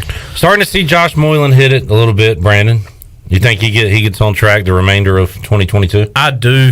Just watching him during the game, before the game, he had that swagger back a little bit, which is what we need. ECU always plays better when they have a little bit of swagger about them. Not when they're told they're the top dog, but when we're told we have to work to be the top dog, and I think that's what we need to start doing. Well, we're in that position right now. There's not a number beside the name East Carolina. No. We got to fight our way out of this. Cam Clonch right now, he has about half the at bats of the others that are on the in the lineup, but he is leading the team in average right now at 390. It's just where do you put him? Do we start to see him in the lineup more? Well, I mean, he's your best pinch hitter for guys like a Ryder Giles, really, when he's hitting. Ryder typically out there with his glove does a great job and a great leader on the field, good general to have out there. But hitting Cam Clonch would go out there and not really hit the fool out of the ball. But I don't know who he takes out of the lineup. I don't know who's. Can he play second base? No, Starling's second base. I mean, what do you do? We're gonna see a lot more Jacob Starling. It looks like the second half of the season. It does. I really like that the athleticism we're showing up the middle right now. Again, I like Ryder, great guy, great glove up the middle, and good leader out there. But we need some runs. I mean, we got to have 4 to 5 runs every game. If we're going to give up 2, we need at least 3. But 4 to 5 is nice.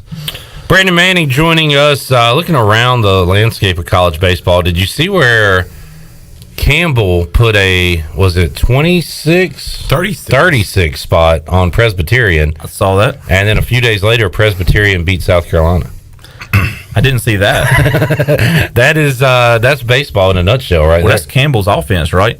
I mean, they go out there, they want to just run you to death. They get on base any way on. Knock them in, hit and run, everybody. I mean, I think a few years ago they led the nation in hit batters. And I think they got one guy right now that's leading the nation, or 2 guys right now in the top 2 or 3 in hit batters. So if they get on base, steal bases. Is that a skill, Brandon, getting hit by a pitch? Charlie Yorgan made a career out of it here at ECU. We had a guy at Conley that we would tell, like, look, man, we need a base runner. And he would go literally just about put his foot in front of the plate, get put on, and then we pinch run for him. Did you come out of the dugout and clap as he was jogging off the field? High-fiving, slapping him on the back. Yeah. We're doing great stuff. But hey, it won us a few games. There you go. Everybody's got their role to play. That's right. Brandon, I see a lot of why do we do the fake bunting? What are we doing with the there's a lot of critics about what East Carolina does at the plate. As a baseball guy yourself, what do you think about all that? So when you have runners on first or runners on second, and it may not be the guy with the most speed up there, sometimes it's seeing how their defense is playing with the fake bunt. Sometimes it's, hey, if that fake bunt and they move this way, what plays on, and do they change it up? It's not about that particular bat. It could be a bat two innings away from now, and I think people kind of like in football where you run a play to set up a play. That's right, and I'm not saying that's what they're doing, but in my opinion, that's what he's doing. I mean, it's not all about just fake bunt, get in the pitcher's head like you're in 9 and 10 baseball and wiggling the bat around. No, that's not what he's doing. He's putting the bat. They're pulling it back. They're seeing they have to play like we're bunting. So we're watching them move, and Cliff's watching them move, and Palumbo's watching them move, and everybody's making notes out there. I wish we were just doing like Conley radio, so I could say like, "Oh, you mean like Tyler Allen?" and everybody know what I was talking about, but nobody knows what we're talking about. No. But there was a guy that used to do that, and he made the All-Star team over me one year. I was really upset. Really? Guy sucked. I love Tyler. Saw him at a basketball game recently. Chad Moore's laughing right now. He's a state guy supporting ECU basketball. I like to see that. Yes. We need more of that. Very good guy. Instead of ECU people supporting Duke and North Carolina, which maybe we'll talk about later in our Rage segment coming up. I already have my Rage statement. Yeah. Brandon's going to join us in that in just a moment. All right. So where are we, Brandon?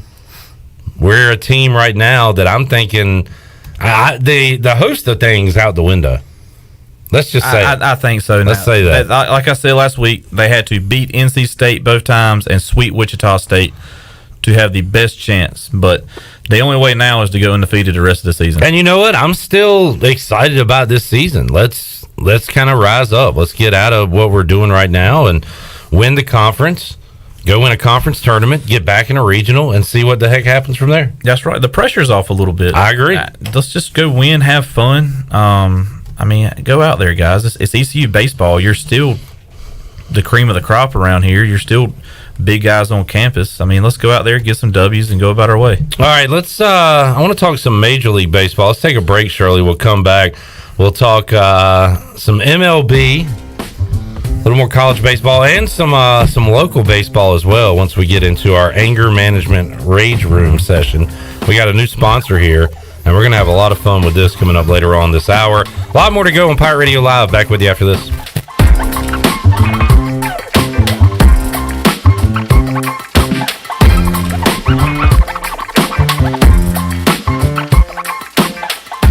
Winslow's Deli and Tavern has a new look, along with a great lunch and dinner menu. Open Tuesday through Sunday for lunch and dinner, plus brunch starting at 10:30 on Sundays. Winslow's is located on 5th Street beside the State Theater and features daily drink specials with 2 outdoor patios perfect for this warmer weather. Come eat, drink, and get your March Madness on in one of Greenville's largest bar areas. Follow Winslow's on Facebook and Instagram for special events and daily specials. Winslow's Deli and Tavern on 5th Street in Greenville.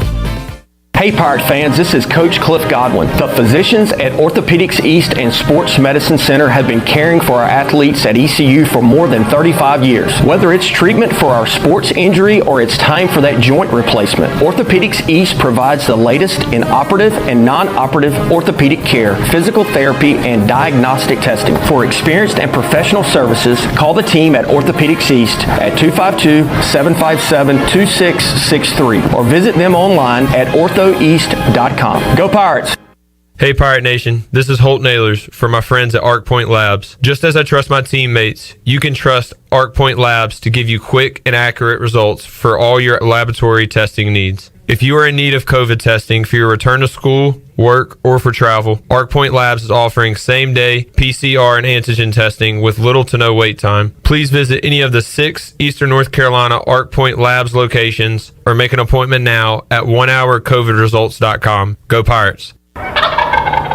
The North Carolina Strut Masters Championship, presented by Leopold, is coming back to Farmville April 9th. Put your skills to the test against some of the best turkey hunters in the country, like Michael Waddell, Nick Munt, Nate Hosey, and many more. The top scoring birds will win big prizes up to $30,000. There'll be live performances by Mikkel Buck, Nate Hosey, and you never know who else will show up. Deadline to register for 2-man teams is April 2nd. Registration now open at ncstrutmasters.com.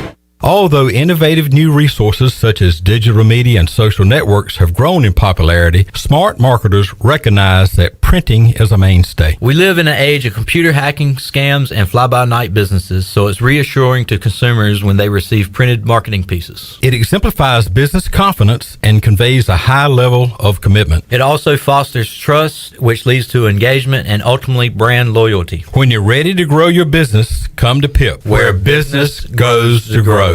From our floor to your door, Bostic Sugg Furniture has what you need in stock, so you can get your furniture now, not later. Save store-wide, plus get special financing on our huge selection of beautiful furniture from Lazy Boy, Bassett & Rowe. Better sleep starts now on the Arctic Mattress by Serta on a power motion base with 48-month special financing and no money down, plus our exclusive 10-year power base warranty. From our floor to your door, create something beautiful at Bostic Sugg Furniture.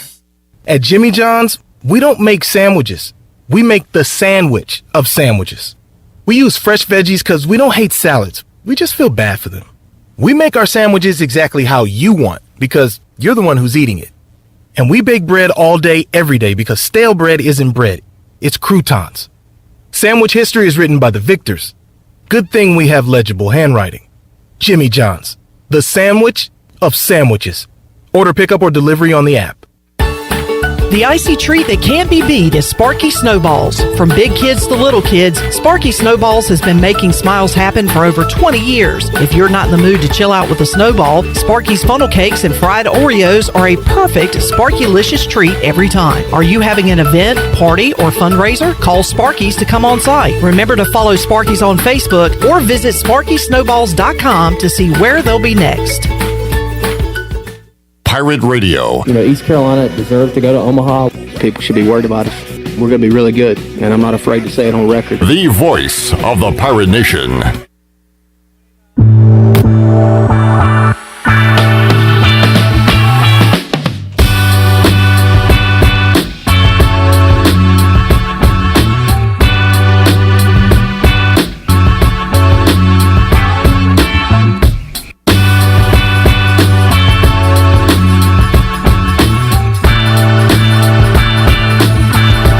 You're listening to Hour 2 of Pirate Radio Live. Now, back to the show. Welcome back. Tommy's Express Car Wash. Come experience the difference at Tommy's. Now open at the corner of Greenville Boulevard and Red Banks Road. Doesn't your car deserve it? Visit Tommy's Express Car Wash today. Now let's head back in to Pirate Radio Live. Here is your host, Clip Brock. All right, back with you here on Pirate Radio Live, talking a little baseball. We are 1 week away from the beginning of Major League Baseball season. Excited about that. Planning to do our annual preseason picks with Malcolm Gray coming up next week. Always enjoy that segment. Let's do a little over-under win totals for the season. So they are going to play a full 162-game season, and just bagged up a little bit. And we'll go around the horn with teams that we are interested in. Well, first of all, the Dodgers have the highest win total, no doubt about that. At 97.5, they're over-under on the year. Followed by the Yankees, Astros, White Sox, Blue Jays, interestingly enough. By the way, Dave Roberts calling their shot, saying we are going to win a World Series this year. Yeah. Okay, well, what if you don't?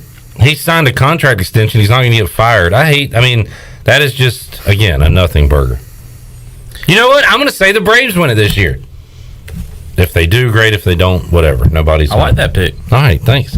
By the way, the Braves win total is 90.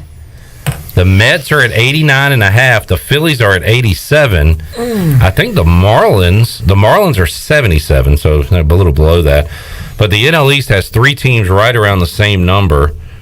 So what do you think about that number, Brandon? 90 wins for the Braves. Coming off a World Series. See, I haven't looked at those stats. I was going to say 85 this year. Okay. So that's a little too rich for your blood. Well, is Acuna playing right now? Not right now, but he will. When is he coming back? I do not know the exact timetable. The good news is maybe a little sooner than later because he can come back in DH because there is a DH available now. All right. So I'm going to say he's targeting May as a return, so pretty shortly, hopefully. Next month.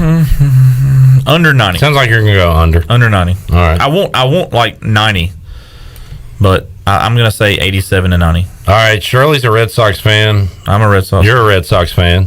Okay, so you haven't seen these. Mm-mm. All right. What is your win total for the Red Sox? Or what do you think the gambling line will be? What do I think the gambling line?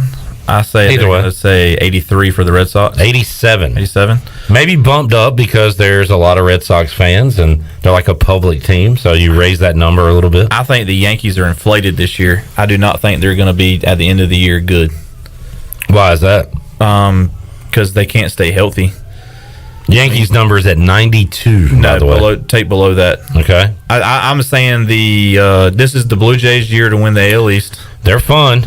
Red Sox going to be 2, Yankees going to be 3. Wow. I really think this is the best baseball division in all of baseball this year is the AL East. Because the Rays are always good. I don't even know who they have, and they're going to be good. Nobody knows who they have. I don't know who their coach is. But their Rays are always going to be great. They're going to beat the crap out of each other. That's why there's not going to be a 90 team. There may not be a 90-win team in the AL East this year. Okay. I really don't. I think they'll have both the play-in teams. Can that be possible? Who's pitching for the Red Sox? Chris Sale's coming back. That he is. Yeah, I haven't seen him in a while. But you don't know what he's got. I forgot the Red Sox got Trevor Story. Yeah, that's going to be a big one. That lineup they had yesterday in their game yesterday, they put up like 9 quick runs on your Braves, I believe, yesterday. And then the Braves fought back, but that lineup they had yesterday was a very good offense. I'm not talking home runs for everybody, but I'm talking gap to gap, knocking guys in, hitting home runs when they need to, protecting everybody. A very good lineup. Sale, Evaldi's dirty. Pavetta, Waka. They kind of fall off. They're going to need to score some runs. Waka's been a traveler. I mean, he had a good start to his career. I think he broke out in like a divisional series and some playoffs. He was good with the Cardinals. That's right. And then he sort of kind of did waka. Thanks, Fozzie the Bear. Yep. There you go. Good call. But I really think for number 4, he's a solid 4 guy. I really do. Evaldi's going to have a bounce back year. I'm hoping Chris Sale can give us 15 or 16 wins. Evaldi can give you 15 or 16 wins. I mean, you're not going to see any 20-game winners anymore, but those would be great numbers. Good news, CJ and Chandler. Your teams are not at the bottom when it comes to win totals in 2022 because the Baltimore Orioles, 61.5. Let's go over for fun. 62 wins. I think, didn't they end the year last year on like a pretty good, strong end? I don't know. I mean, for them, maybe. I'm serious. They can go 62 and 100, and you can win your bet. 62 and 100. I'll take that. Yeah, let's do that. Unfortunately, CJ, your Pirates are next. 64.5. What? I mean, are you excited about anything for this? I like how you're wearing the Pirates hat today too. No. I am. Yeah. You know what's funny? I love Ke'Bryan Hayes, but I won't know. He'll be on a different team in 3 years, so it doesn't matter. That is the shame when you can't even get excited about like a 3-year run because you know your guy's going to go elsewhere. He's getting traded somewhere. That's going to be the Blue Jays. They're going to start a 3-year run this year, and then everybody will get out of their rookie contracts. Yeah, and they won't pay for anybody. No. To the Red Sox and Yankees. And Chandler, your Nationals still living off that World Series from a few years ago. They are in a massive rebuild. 70.5 wins. I'm going under. Really? Yeah. That bad? Yeah, we're still in that rebuild, like you said. We lost some leadership with Ryan Zimmerman retiring, but you did bring in Nelson Cruz, who has a lot of years in the league and still can hit. We've seen that during spring training. And you got some young guys, young stars in Juan Soto, Victor Robles from that World Series team as well, who can help develop this team. But, yeah, it's still a rebuild, and it will show this year. I'm going under 70.5. I think their pitchers don't keep them in it. I think you're right. Yeah. I don't think they have a depth at starting pitching. We used to. How quickly things can change, right? That's right. So there's a few of the win totals for 2022. Excited about Major League Baseball getting underway next Thursday. It'll be fun. All right.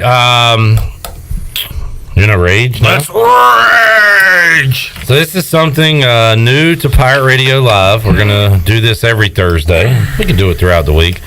But is work making you furious? Are the kids making your blood boil? Does your ex have you seeing red? Nah. Why do we keep looking at Brandon? I don't know. I married my high school sweetheart. I don't even remember my ex. There's a way to release that anger, and it's right here in Greenville, North Carolina. Let your next therapy session be at Anger Management Rage Room. It's Greenville's premier rage room. At Anger Management, you are free to smash, bash, and destroy inanimate objects in a specially designed rage room that gives you space to vent in ways that could create trouble in the outside world. Mm-hmm. For more information, check out Anger Management's website at angermgmtnc.com. Book your therapy session today. And Chandler, we're going to give away, what are we giving away here? We're going to give a pass for 2 at Anger Management. So you and Hannah can go? Yeah. I don't. My daughter went at a little 12-year-old birthday party like a few weeks ago.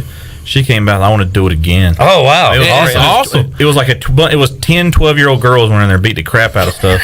They got cars in there. One side has a Jeep, one side has a Subaru. I think she said there was TVs in there. All great. Oh yeah, she takes donations. You can give her glass, like TVs, computers, keyboards, all kinds of stuff to smash over there. It's walking distance from the studio. It's on Clark Street, so it's a great way to get your anger out. It's a good therapy session. It's a good, like Brandon said, it's a good birthday party sesh too, if you want to have your birthday party there. So let's see what people are raging about. Shirley, can I get a little music here? So Shirley looks like she needs to rage. Shirley's always raging. I think this was made for Shirley Rose. I just want to smile. There you go. There's a smile. A bit of a smile. There's a smile. We're raging right now, Brandon. We don't need to smile. Yeah, don't smile. We don't smile around here when we rage. All right, let's see what people are raging about. Mike P. is raging about Rex Chapman on the TBS NCAA show. He is so bad on it and offers nothing, has a hard time providing insight, opinions, and material when he can't just rip it off from someone on Twitter. He also says, Rex Chapman, more like less of that man on the show, please. I mean, we're talking about a guy who killed a man on the national He killed Pete Gillen. Pete Gillen is alive. Rex Chapman's talking about R.I.P. Pete Gillen. That man's breathing breath. Rest in peace, Pete Gillen. That's like when Ellerby killed John Goodman the other day. Let's stop killing the people that are alive. Please, stop, please. Mike Ward says it's 2022 and MLB is still not only having blackouts, now they're expanding to additional streaming services to watch their games. Please keep your dirty language to yourself. Mike is upset about that. He's a big baseball guy. He wants to be able to watch it, and I agree with him. They make baseball kind of difficult to watch.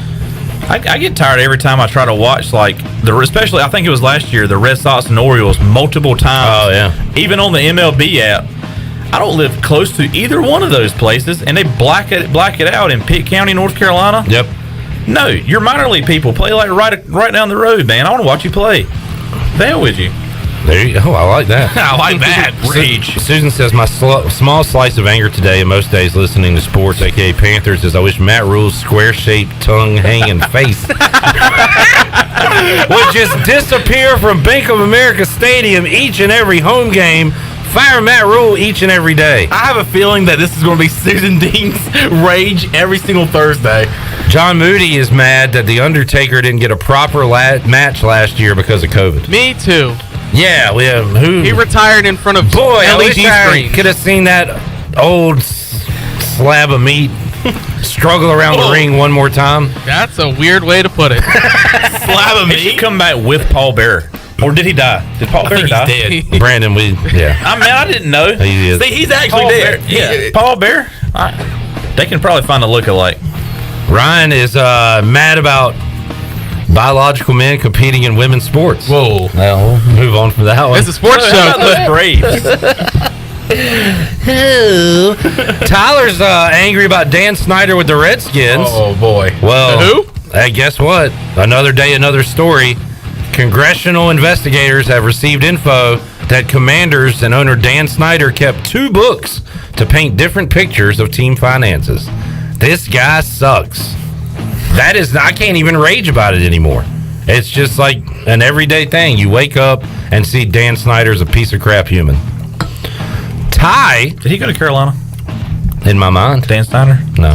Sounds like it. Ooh, roasted. Ty is upset that the Dolans refused to spend money to make the Cleveland Guardians, parentheses Indians, better and actually win. Actually, just Cleveland sports in general. That's got to be tough to be a Cleveland fan. Got to be tough. All right, Greg Clemens is tired of players from jumping team to team due to the dang portal. Hey, there are 1,000 players in the college basketball portal right now. He's got a point. Yes, surely. That's what I'm angry about, the stupid transfer portal. It's like a giant black hole that just sucks people in and spits them out into other places. Gone are the days of where you could have a player stay at one school for 4 whole years and you get to know these players. I mean, we thought the NBA's one and done was bad for college basketball, the transfer portal is 10 times worse. I think if they would get rid of the one and dones, the transfer portal wouldn't be as bad. I think they should bring back the sit out a year. I think they should bring that back. I think for COVID, it worked. For the COVID years, it worked for transfer portal, but the way it is set up now, I don't think it works at all, and I think it needs to go back that if you transfer, you sit out a year. I tweeted about Sharif O'Neal. He is transferring from LSU. His father, Shaquille O'Neal, will be in Greenville. DJ Diesel coming up. What? Did you hear that they hired DJ Diesel? It had to be expensive. Why did it have to be expensive? Because the price of diesel is so high right now. Gets me every time. Can I be angry about that? Ellerby give you Still not funny. permission to do the full-on recruitment from here. Yeah, we're gonna. Cool. Let's. Paul replied to that and said, "This guy portals more times than I go to the turlet." Turlet. All right, Paul. Oh me. Redbeard says Brandon's bringing folks back from the dead. That's much better than Ellerby killing someone. I guess so. If you're trying to bring them back, that is a lot better than killing an alive man. I don't know if I'm ready to rage yet, but I'm tired of people being tired of the portal. Don't look at me. Look at Charlie Rhodes. Look at me, too. I get that look. I don't want to look Shirley in the eye right now. You know why you're tired of that? Because you're selfish. I want my player to be here 4 years. I don't care about his feelings. I care about me. I want to go to the game, eat my popcorn, drink my drink, and know the player's name. This show's about to turn into first take. He wants to go somewhere? Too bad. I want him to stay here because I'm number one and I'm a princess. No, because commitments mean nothing if you're going to up and leave after 1 year. Have you seen the divorce rate? Yeah, that's the whole problem. Mean nothing. Why are these players leaving? What's the point of 1,000 players leaving before April? Because the coach left. He don't want to be here without his coach.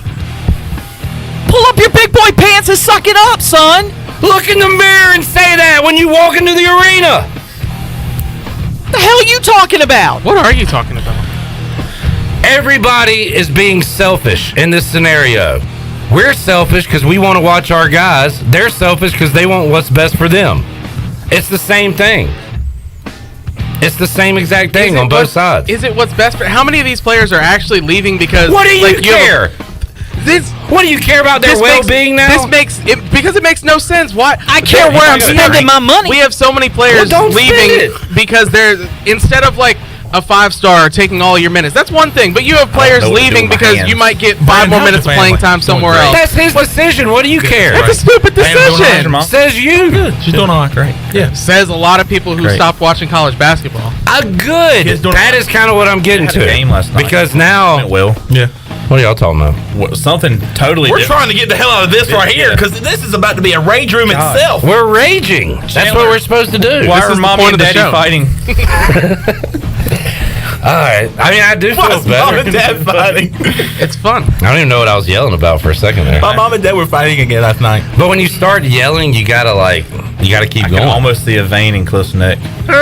First time I've seen a vein on these fat arms in 14 years. Well, did we get all our rages out? You got anything? I've got a rage. We were out at ECU Pro Day the other day. 28 of the 32 teams were there. Now, the Carolina Panthers had to be out there, right?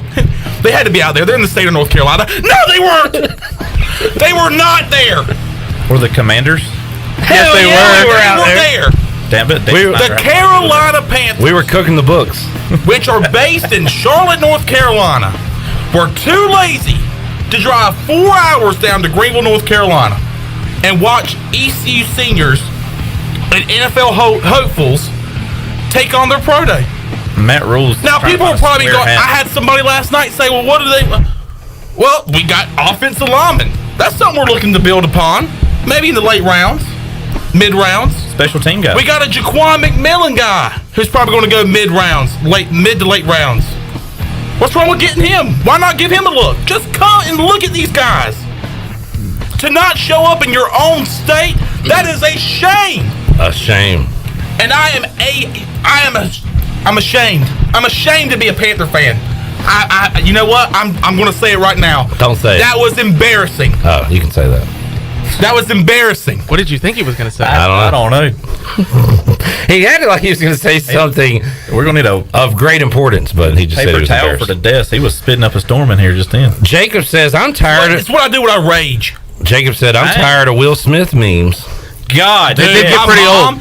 They did get pretty old. So tired of that, man. Oh, God, I hate that. It happened. Get over it. Josh says, I got to rage. Tuesday night's game had no business being moved up for cold weather. Oh, yeah. That's true. Well, the coldest I've ever been in my life was playing baseball in college. Any pick a year, freshman, sophomore, pit, when I transferred to ECU, whatever, it doesn't matter. We played in snow one day. Get over it. Why does... But we can't talk about the weather. If you're there 3 hours later, what difference does that 2-0 game it make? Doesn't really You're just colder. No, it doesn't really make a difference. Yeah. Yeah. Oh, I'm sorry, but this is where everybody can get their own rages out. Did you hear Chad Moore's comment? Did you just read that? Chad, I am tired of fans thinking these players owe them something. Preach, Chad. Preach to the choir. I'm mad that the Orioles don't spend money and my team sucks. I'm mad that the music stopped. It was fun. Oh boy, that was we fun, can't guys. really have Rage Against the Machine playing. I thought break stuff would be better, but we could mix that in next time. A little Bulls on the Parade, perhaps. That was fun. I'm mad that the damn ECU band plays "Killing in the Name of" by Rage Against the Machine 4 times in one sitting during a basketball game. Pick a new damn song. All right, let's not go for Or the the hands up. Why are they all? hands up. Oh, are they all? Let's not go for the ECU pep band. We enjoy them every Breaking single news: day. the ECU pep band has entered the portal. Or the hands up. Are you going to tell them how dumb they are? That's getting God knows. Oh, you're tired of the all I do is All I do is win, because that's not all we do. That is a lie. Is the word I was looking for. I was talking to some state fans at the game, and they're like, "Yeah, we do not want to come to Greenville anymore because y'all play that song every other series." Well, I got an idea. Don't come to Greenville anymore. Crank the music back up, Shirley. Jesus Christ! I've got a question, then a rage. Son of a gun! Wait, is this a rare question / rage? Kind of. Is this a question rage? Does anybody here enjoy watching Los Angeles Lakers games? No. We're talking about LeBron James. Why are they on TV every week? Oh my God! They suck. Get them Angeles. off my television. Who wants to watch that? Nobody. I saw the Lakers and Knicks. Yes. I saw the Lakers and Knicks on TV a couple weeks ago.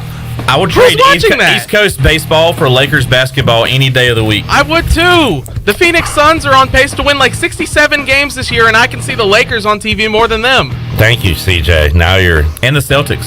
And was this a? The Celtics are on all the time too. Yeah, let's get them. Wait a minute, I'm a Celtics fan. Wait, Hey, here's one for you. You know what I hate? Announcements about an announcement. I hate that. Just make the damn announcement.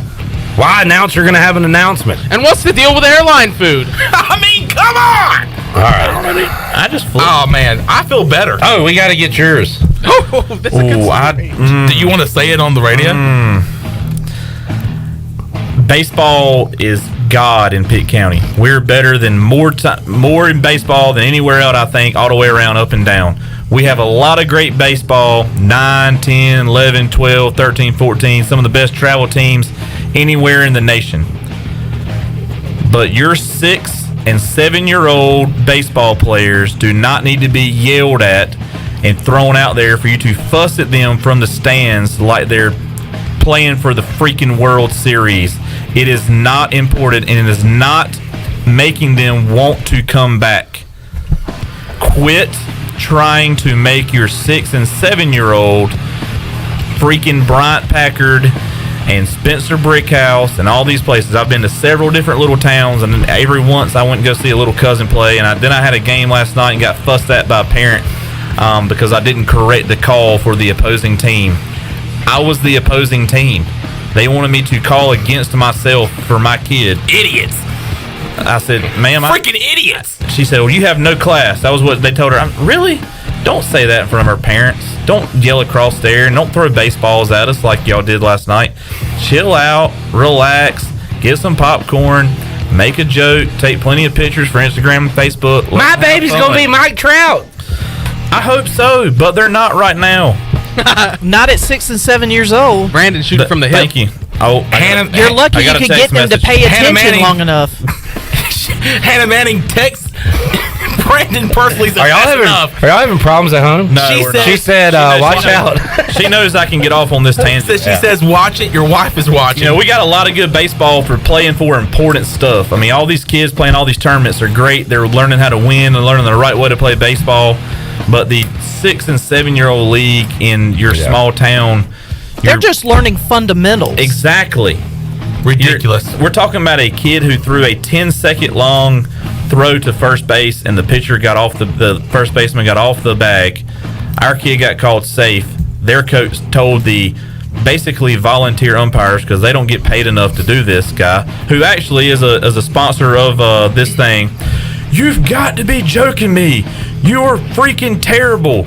Really? Is 6 and 7 year olds? And calm down. And as an adult, what kind of lesson are you? Oh God, Chris Moore, Chad Moore. What kind of lesson are you telling those kids? You know, by displaying that type of behavior in front of children. Well, no, they're the adults that go home and complain about today's youth.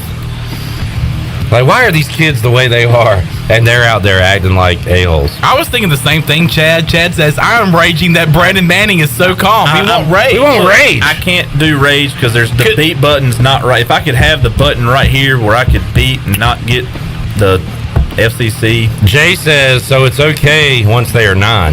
Yes, Jay, once your child is 9, you can do whatever you want to with it. Whoa, relax. Slow down. If it's...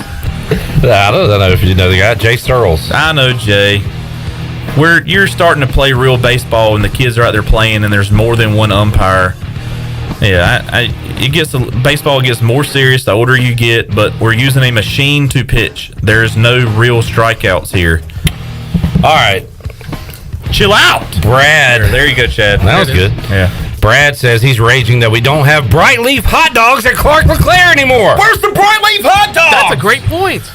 Great rage. That the best cheesesteak in North Carolina is only on special at Clark LeClaire. Now, I will rage against this. The freaking cheesesteak at Clark LeClaire is amazing, and it should be there day 1 through the end of the season. It is amazing. It was just special for this weekend, so we all got it. It was freaking great. I pigged out. It was amazing. Is it like the McRib? It only comes around at certain times? Maybe. Is it the Clark LeClaire McCheesesteak? Dude, it is. I'm telling you, if you're ever there and they're like, hey, we're serving cheesesteaks on special, get it. All right. It's amazing. Woo. Everybody feel better? I would rage on fat stuff. I feel better. And you can get your rage out, too. At the Anger Management Rage Room. In fact, we're giving away 2 passes. No, 1 pass for 2 people. 1 pass, 2 people. Right now? Right now. 317-1250. Shirley, what caller you want to give it to? Let's go caller 12. Caller 12, the ragiest of all numbers. 317-1250. If you want to check out this Rage Room, Brandon said his kid was in there smacking cars, breaking glass, having fun. Get your rage out, take a partner with you, and have some fun. 317-1250. Anger Management Rage Room. 2 passes on the line right now. We'll be back with more after this.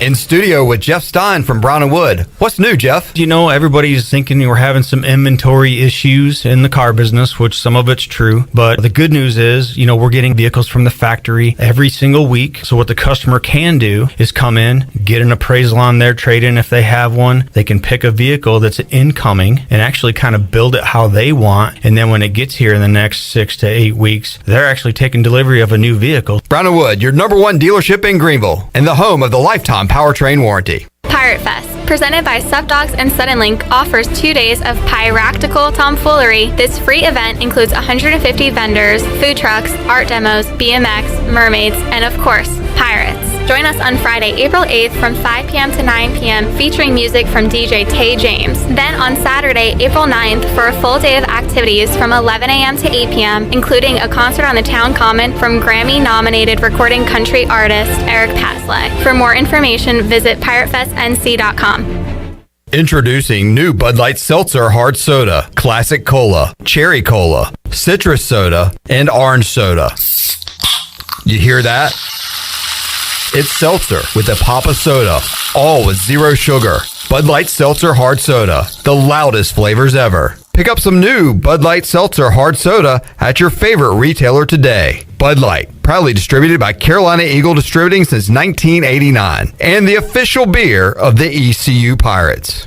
Hello, Eastern North Carolina. If you're looking for a great place to work with competitive pay and advancement opportunities, Pitt County Schools is hiring. We employ over 3,000 people, and we're one of the largest employers in Pitt County. Pitt County Schools is currently seeking teachers, bus drivers, school nutrition personnel, facility staff, custodians, clerical staff, and more. We offer advanced leadership opportunities for our educators and competitive pay for our skilled labor force. Come work for a diverse, thriving school system and be an important part of ensuring success for the students of Pitt County who are the future of Eastern North Carolina. To fill out an application, visit our website today at pittschools.org. That's pittschools.org, or go directly to our job postings at bit.ly/PCS employment. That's bit.ly/PCS employment. Pitt County Schools, engaging, empowering, and elevating every student and every staff member every single day. East Coast Grading and Utilities is your source for clearing, hauling dirt, and concrete work. East Coast Grading and Utilities handles all sewer and water issues as well. I'm David Vaughn. Whether putting in a new subdivision or helping you with any and all of your drainage problems, I can get the job done. Call me at 531-7494. No job is too big or too small. East Coast Grading and Utilities. Friends helping friends. 531-7494 for East Coast Grading and Utilities. Domino's new warm oven-baked dips and twist combos are making a lot of noise in the pizza world. Holy cow. That's good. There's cheesy marinara with dippable bread twist. So cheesy. So tomatoey. Sweet and cinnamony baked apple dip. Now that is sweet. And melty 5-cheese dip. Hold up. 5 cheeses? Try our new oven-baked dips and twist combos or any 3-topping pizza for $7.99 each when you carry out from Domino's. Carry out only. You must ask for this limited time offer. Prices, participation, and charges may vary. Excludes XL and specialty pizzas. Crust availability varies by size. You've worked hard to make your business successful, and that's why it's really important to always have a bank in your corner when you need them. This is former ECU baseball player Ashley Capps from First Bank, and our experienced team of local bankers includes Lee Watson, Bonner Latham, Chris Richards, Josh Hooten, and Heath Nisbet. To get the business services that are right for your business today, come and see someone on our team at First Bank on Arlington Boulevard here in Greenville. First Bank, together with our customers, we're creating a world where individuals and communities thrive. Member FDIC, Equal Housing Lender. Pirate Radio. We're going to be bigger, faster, stronger, and older. That's always a good combination. The voice of the Pirate Nation.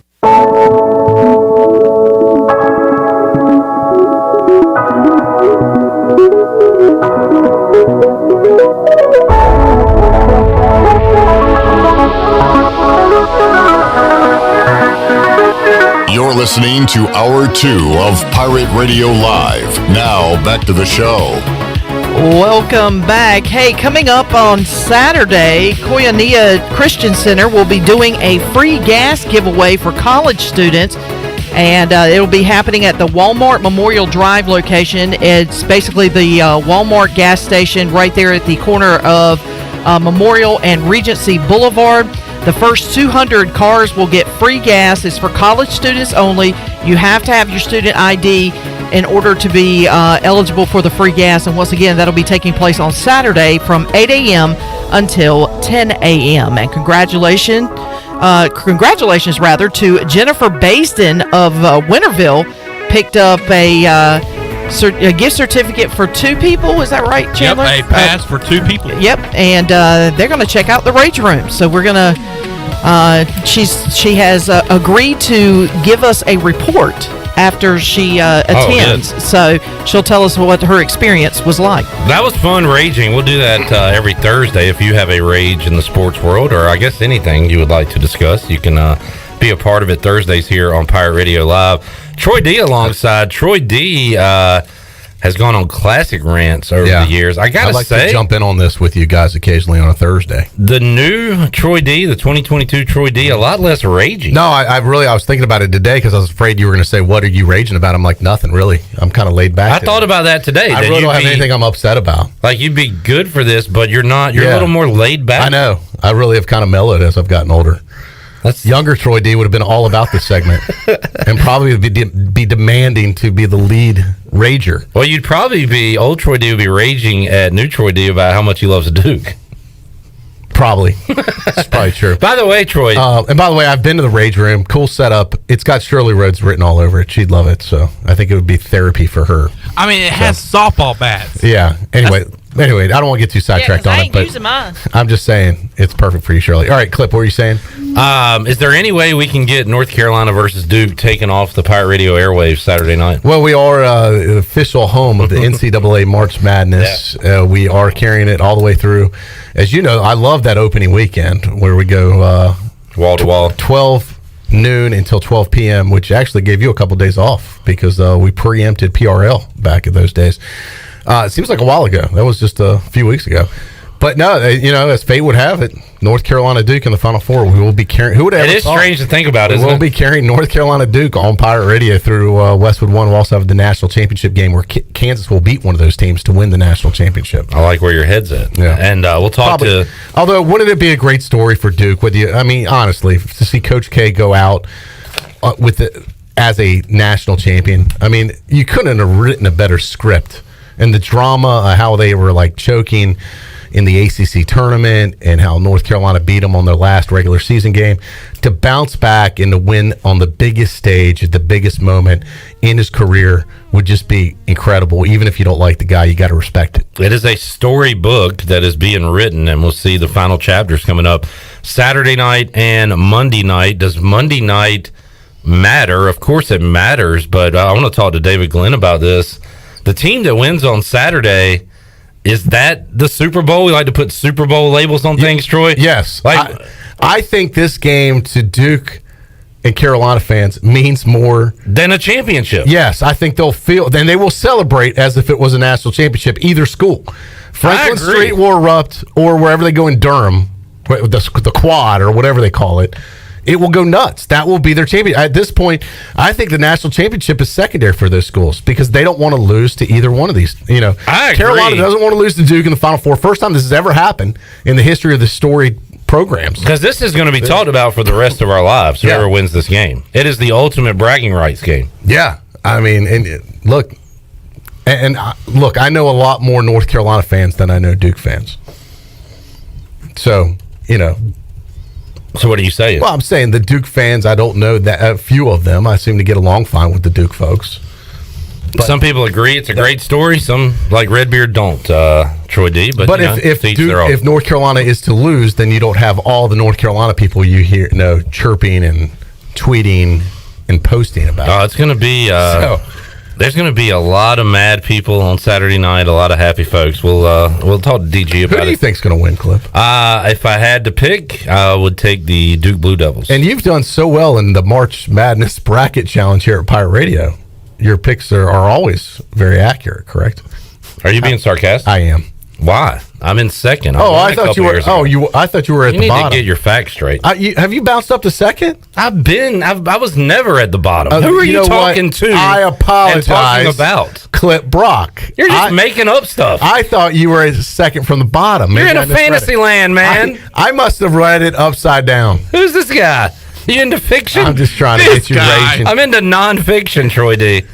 No, I'm tied for second. Who is at the bottom, Chandler? Who's towards the bottom? That would be Jenny Shelton. Do I look like Jenny?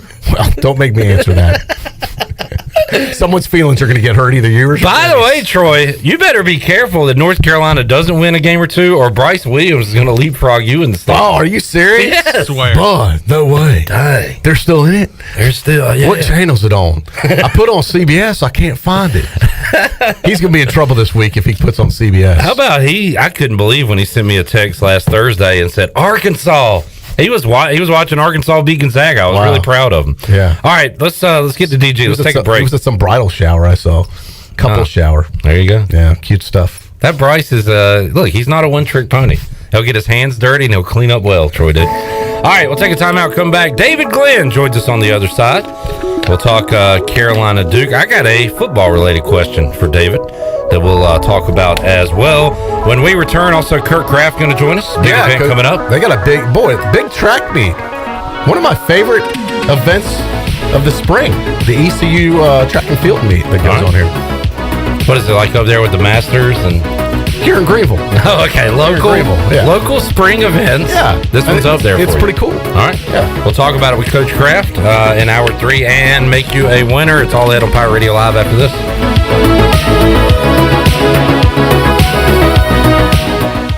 Eastern North Carolina, get ready, because it's going up, all the way up. Welcome, ladies and gentlemen. Lady B along with the Enforcer present April Fool's Purple and Gold Pirate Party. Let's get it. With celebrity guest DJ, DJ Cleve. You know it's the one and only. April 1st at the Greenville State Theater, 110 West 5th Street, Greenville. Attention, everyone. 7 p.m. to 1 a.m. For more info, 252-414-9222 or 252-916-1471. Do you want to get rid of wrinkles, tighten and lift your skin, smooth your skin texture, erase veins and brown spots, and get rid of unwanted hair? Are you interested in Botox or filler? Contact the licensed professionals at Beauty Bar Medi-Spa on Red Banks Road in Greenville. All products and services are on sale at our spring extravaganza, April 4th through the 8th. BeautyBarMedispa.com. Enjoy your visit. Love your transformation. You know what happens when you mess with a 125-year-old legend? You get Topo Chico Hard Seltzer. Inspired by the legendary taste of Topo Chico mineral water and crafted with unique flavors like strawberry guava, tangy lemon lime, tropical mango, and exotic pineapple for a crisp, refreshing finish. Topo Chico Hard Seltzer is a game changer. New Topo Chico Hard Seltzer. Legends never stop refreshing. TC Hard Seltzer Company, Tempe, Arizona, Auburndale, Florida. Celebrate responsibly. We have some exciting news at Angel Oak Home Loans. This is Talbot Green, and I would like to introduce you to the newest member of our team, Braxton Green. I've known Braxton his entire life because he's my nephew. He is also a recent ECU graduate and has lived in Eastern North Carolina his entire life.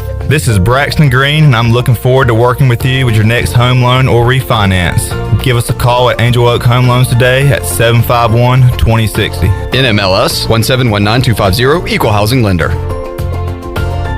The celebration is on. Save the date for Saturday, May 14th as the town of Farmville celebrates 150 years with a black tie gala from 7 to 11 p.m. Music will be provided by the Raheem Walker Project and dinner will be served. Tickets are $75 per person or $650 for a reserved table for 8. All proceeds benefit the Farmville Chamber of Commerce, and to purchase tickets, call 753-4671. Save the date and enjoy a night out on the town at the Farmville Black Tie Gala Saturday, May 14th. Hi, this is Jeff Charles, and welcome inside the booth. Some college basketball teams that have had great seasons under the radar. We'll name them next. I'm Clip Brock. I'm Chandler Honeycutt. I'm Shirley Rhodes. Join us every weekday from 3 to 6 for Pirate Radio Live. We'll keep you up to date on everything going on with ECU athletics and make you a winner each and every day when we open up the Pirate Radio Booty Bag. You can hear the show streaming online, on radio, and on social. Catch us weekdays on Pirate Radio Live from 3 to 6, right here on Pirate Radio, the voice of the Pirate Nation. You might be amazed how many college basketball teams this year that had 20-win seasons from the smaller conferences. Here's the list. From the Atlantic Sun, Liberty, and Jacksonville State. America East, Vermont. Big Sky, Montana State, and Weber State. Big South, Longwood, and Winthrop. 3 CAA teams with 21 wins or more. UNC Wilmington, Towson, and Hofstra. 1 Ivy League school, Princeton. Rick Pitino's Iona Gales from the Metro Atlantic. Norfolk State from the MEAC. Colgate from the Patriot League. 3 Southern Conference teams, UTC, Furman, and Sanford. And South Dakota State and North Dakota State from the Summit. Yes, the little guys can hoop it up too. Come on back again next time and we'll visit inside the booth. This is Pirate Radio, WGHB Farmville, 1250 and 92.7 FM Greenville, WDLX Washington, 930 and 104.1 FM Washington.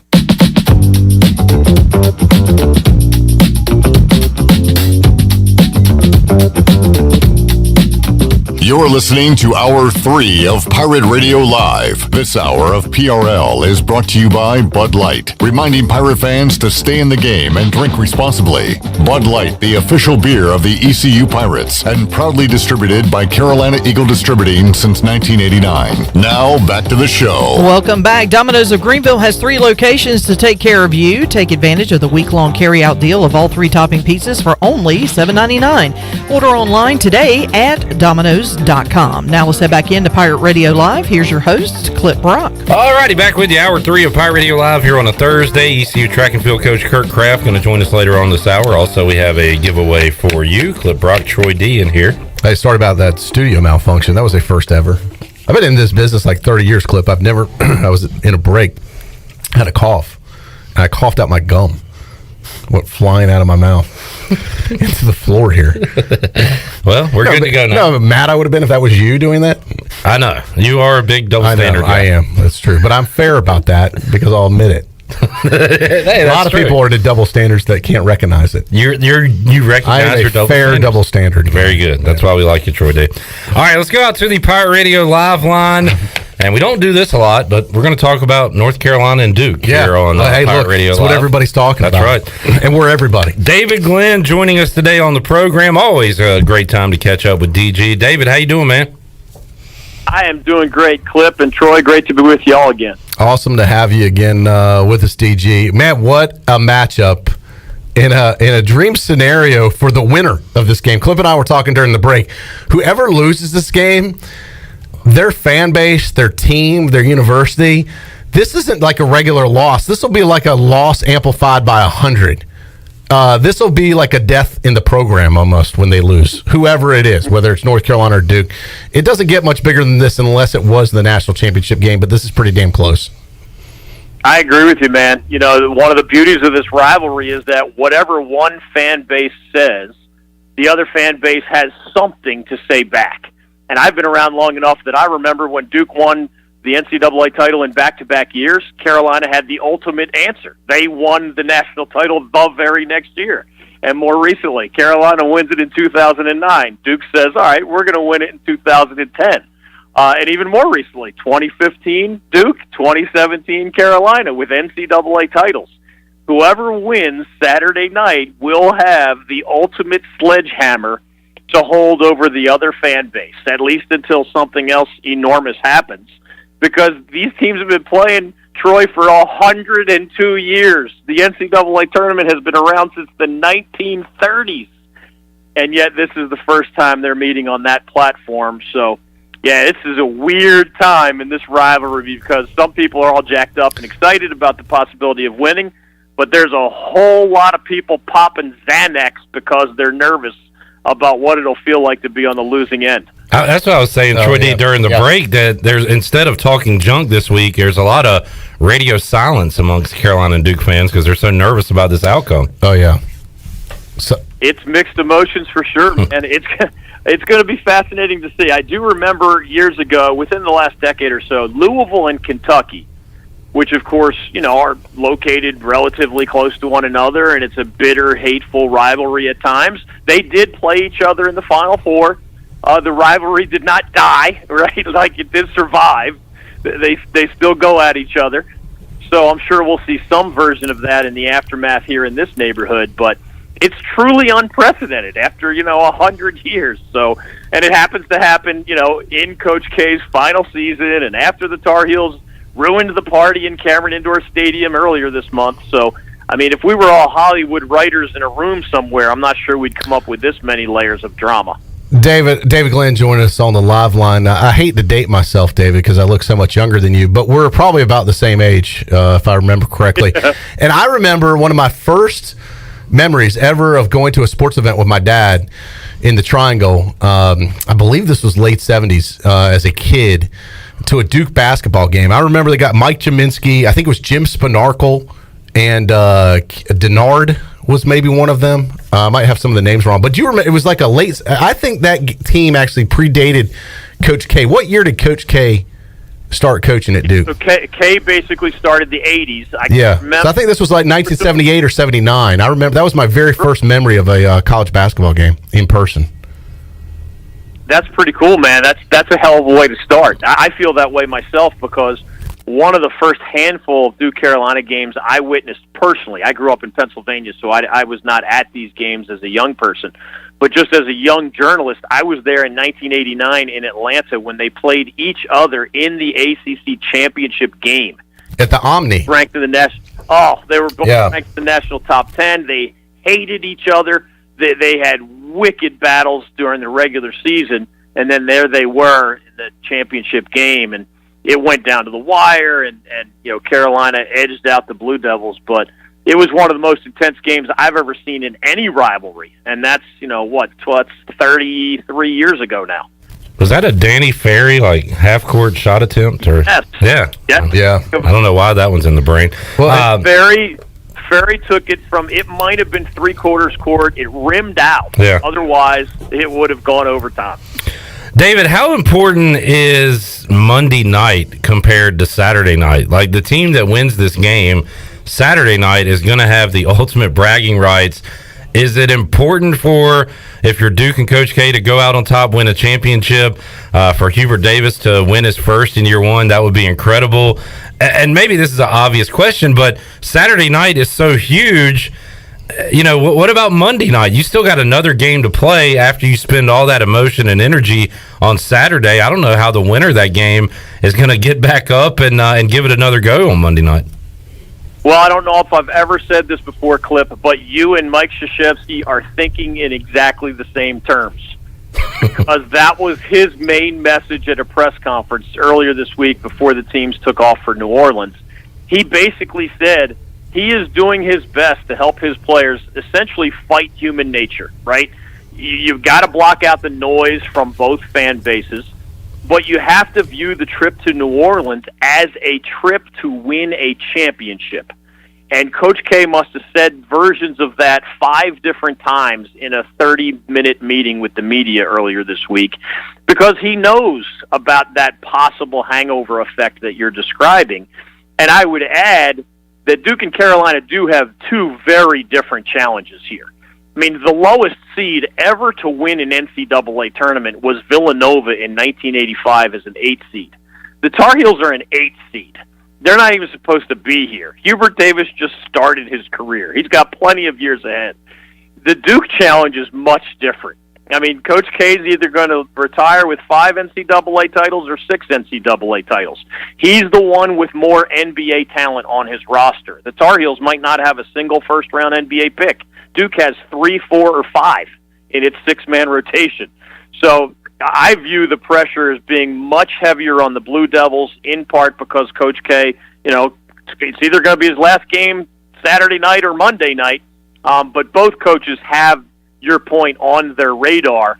It's just easier to say that you need to avoid that thinking than it is to actually do it and avoid that thinking. And David, this would be a big game, even if Coach K wasn't retiring, if he was coming back next year, this would be enormous. But knowing the fact that this is it for him, he's down to his last game or 2. And what happened to Duke in their last regular season game at Cameron Indoor for the big party, what Carolina did to them, that has got to be in the back of their minds. This is their chance for redemption and a chance for payback on the same team. This isn't a year later.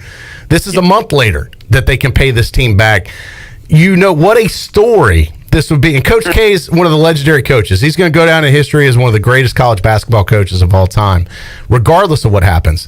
But, man, what a story if he could get redemption on the Tar Heels and then move on to win a national championship and go out as a national champion as his swan song as he walks off the court the last time. I mean, it's like a Disney movie or something. You're right. That's what I was talking about with the Hollywood script writers. I mean, you would put Carolina in the Blue Devils' path. Duke looked nervous at Cameron Indoor Stadium with 100 former Duke players in attendance. They felt the pressure of the moment, and they bent the wrong way. Coach K said this week he thinks the Tar Heels are a totally different team, of course, than they were in Chapel Hill when the Blue Devils blew the Heels out of the building in the first handful of minutes. But he also believes Duke is a different team than the one that lost at home to Carolina, as you said, at the very beginning of this month. Here we are on the last day of March. That Carolina win in Durham was at the very beginning of this same month. So I don't know if you can have a greater mic drop than if Mike Krzyzewski pulls this off. He would have personally 6 NCAA titles, which happens to be the same number of NCAA championships for UNC in all of time, under multiple coaches. Obviously, Dean Smith with 2, and Roy Williams with 3, and a guy named Frank McGuire won one back in the 50s. So there's Carolina's 6 NCAA titles under 3 different head coaches. Mike Krzyzewski would eternally be able to say he matched that number by himself, because Duke had 0 NCAA men's basketball titles when he took that job at the beginning of the 80s, and they're going to have either still 5 or maybe 6 come Monday night. And thank goodness this game is on, which I believe is on TBS, correct, guys? I think so. And because if it was on ESPN, oh my God, could you imagine Dick Vitale doing this game and just losing his mind on the whole broadcast? I don't know. Do we have faux Dick Vitale available over there? Hello? He's going to lose it as a fan. Chandler, I'm talking to you. Faux Dick Vitale. Does Chandler do Dick V? Can you do faux Dick Vitale? What he would say at this game? He's a PTP! Oh! Mike Krzyzewski, his last game! Unbelievable, baby! Glad Dickie V's healthy. He'll probably be there watching this game, I would imagine. David, we talked big picture. How about small picture? There's a game to be played, and North Carolina won the last meeting at Duke, and Duke really blew them out in Chapel Hill. How about this third time around? Duke is a favorite in the game. I've seen a lot of people picking Duke. Haven't heard as many people picking the Tar Heels in this matchup. How about you? What kind of game do you think we'll see on Saturday night? I hope we'll see a great game. When it comes to these kinds of things, I usually just think first in terms of talent. And the reality is Duke has 3, 4, or 5 future first-round NBA draft picks. And the reality is Carolina might not have any. There's a chance Caleb Love develops into a first-rounder. But even Armando Bacot, the runner-up for ACC Player of the Year, is viewed much more as a dominating college player than he is viewed as a likely first-round NBA draft pick. And in fact, I just wrote an article at chapelboro.com where I've been doing a lot of March Madness stuff that traces back essentially how hard it is to win the NCAA title without first-round NBA talent on your roster. So Duke is favored last I saw by 4 points. I do think the guard play is a little bit unpredictable. When A.J. Griffin was awesome for the Blue Devils in Chapel Hill, the Devils rolled. A.J. Griffin was mostly invisible in Durham, and the Tar Heels rolled.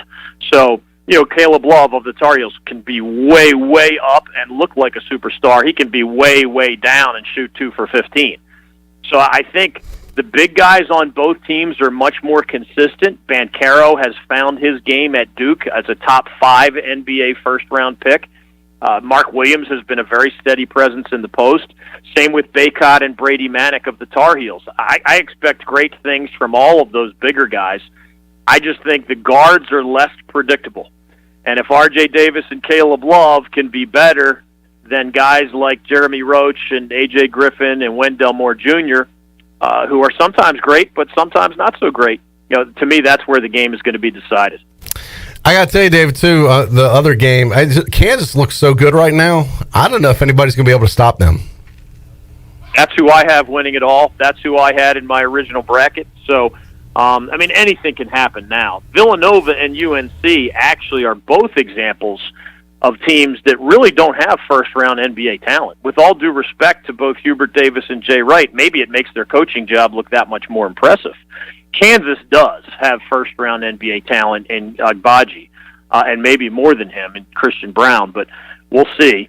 But it's amazing, guys. I went back 74 years, and every NCAA champion for the last 74 years has what I call a top 30 pick. Nowadays, that would be a first-round pick. Because the first round has not always been 30 picks, I went all the way back just to see, has anybody won it all without a top 30 pick in the professional basketball draft? Answer, no. Nobody in 74 years. And that's why I look at Kansas on that side of the bracket, Duke on the other side of the bracket. Again, anything can happen. It's a good stat to consider right there. right? The Cardiac Pack proved in 1983 under Jim Valvano anything can happen. Yeah. They were only a 6th seed, right? I grew up watching Villanova as an 8th seed. Nobody on earth thought that 8th seed Villanova would upset John Thompson, Patrick Ewing, and the Georgetown Hoyas in the 1985 NCAA title game of my childhood. But the Villanova Wildcats played darn close to a perfect basketball game, shot the lights out, and shocked the world, as the Pack did in 83. So that's part of what makes this fun. Kansas should win, but that doesn't mean they will win. You can catch the action on radio right here on Pirate Radio coming up Saturday. We've got Kansas and Nova, and then, still weird to say, Duke and Carolina will be playing on Pirate Radio live on Westwood 1 coming up Saturday night. David, while we got you here, before we let you go, I got a way too early football question for you because Pirate fans are always wanting to talk some football, and we want to know how good is that NC State team that they'll be sending over from Raleigh for the season opener to kick things off in September. How good is that Wolfpack team that's going to be coming to town for week 1, David? Better than usual. You know, I've covered the Wolfpack for a long time, and I can't think of many examples where they were viewed as, you know, a possible top 10 team nationally in the preseason. Chuck Amato at times had that kind of momentum during his tenure with the Wolfpack, and I don't know, it's too early to see. I guess they have some of those polls out, but the Wolfpack is going to be a preseason top 25 team. The Wolfpack, after the obvious Clemson Tigers, are going to be considered, you know, one of the top contenders in the Atlantic Coast Conference. Crazy stuff happens in that rivalry as well, especially when the games are in Greenville. But yeah, this is a quality NC State football team that did lose some talent to the NFL, no doubt about it, but has a really strong foundation under Dave Doran. All right, Dave, before let's get out of here, give yourself a plug where folks can read about what you're doing nowadays. Yeah, chapelboro.com is the website where I've been sending most of my stuff. I also still do things occasionally for ACCsports.com, the website that I created a long, long time ago. But with the March Madness on the rise, the best place to find me is on Twitter at David Glenn Show, and then online, chapelboro.com. I have some fun stuff on those 74 straight NCAA champions, among a lot of other things. DJ, always enjoy it. Thanks so much for joining us again, and look forward to talking with you again down the road.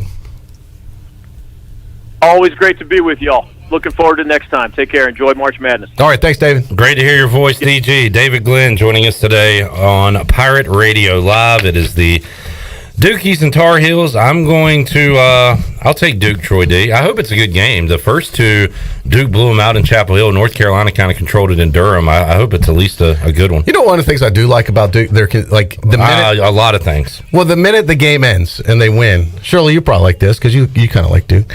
They hit the themes, the devil with the blue, the dun, dun, dun, dun, dun, dun, dun, dun, and the band just is right on cue. What is wrong? The second the horn hits, and it just kind of fires you up. A college pep band just fires you up, doesn't it?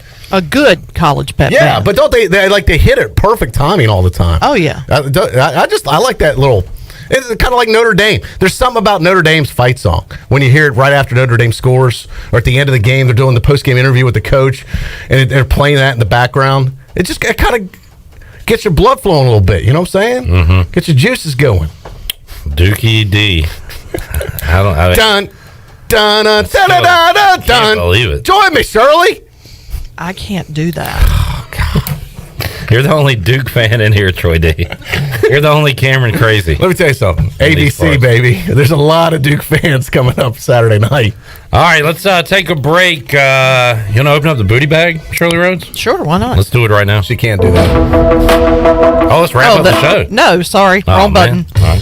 Let's go get to Curt Kraft. Booty, booty, booty, booty, booty everywhere. Booty, booty, booty, They're side by side. everywhere. What are we giving away today? Let's do lunch for two at Tiebreakers. Lunch for two at Tiebreakers. Great place to watch the games on Saturday. I was just there. How about this? I doubled down at Tiebreakers yesterday. Had lunch and dinner at Tiebreakers. There is no shame in the game, brother. You know a restaurant's good when you can do a double header in the same day. Double hander. And you were there today? No, this was my takeout tea.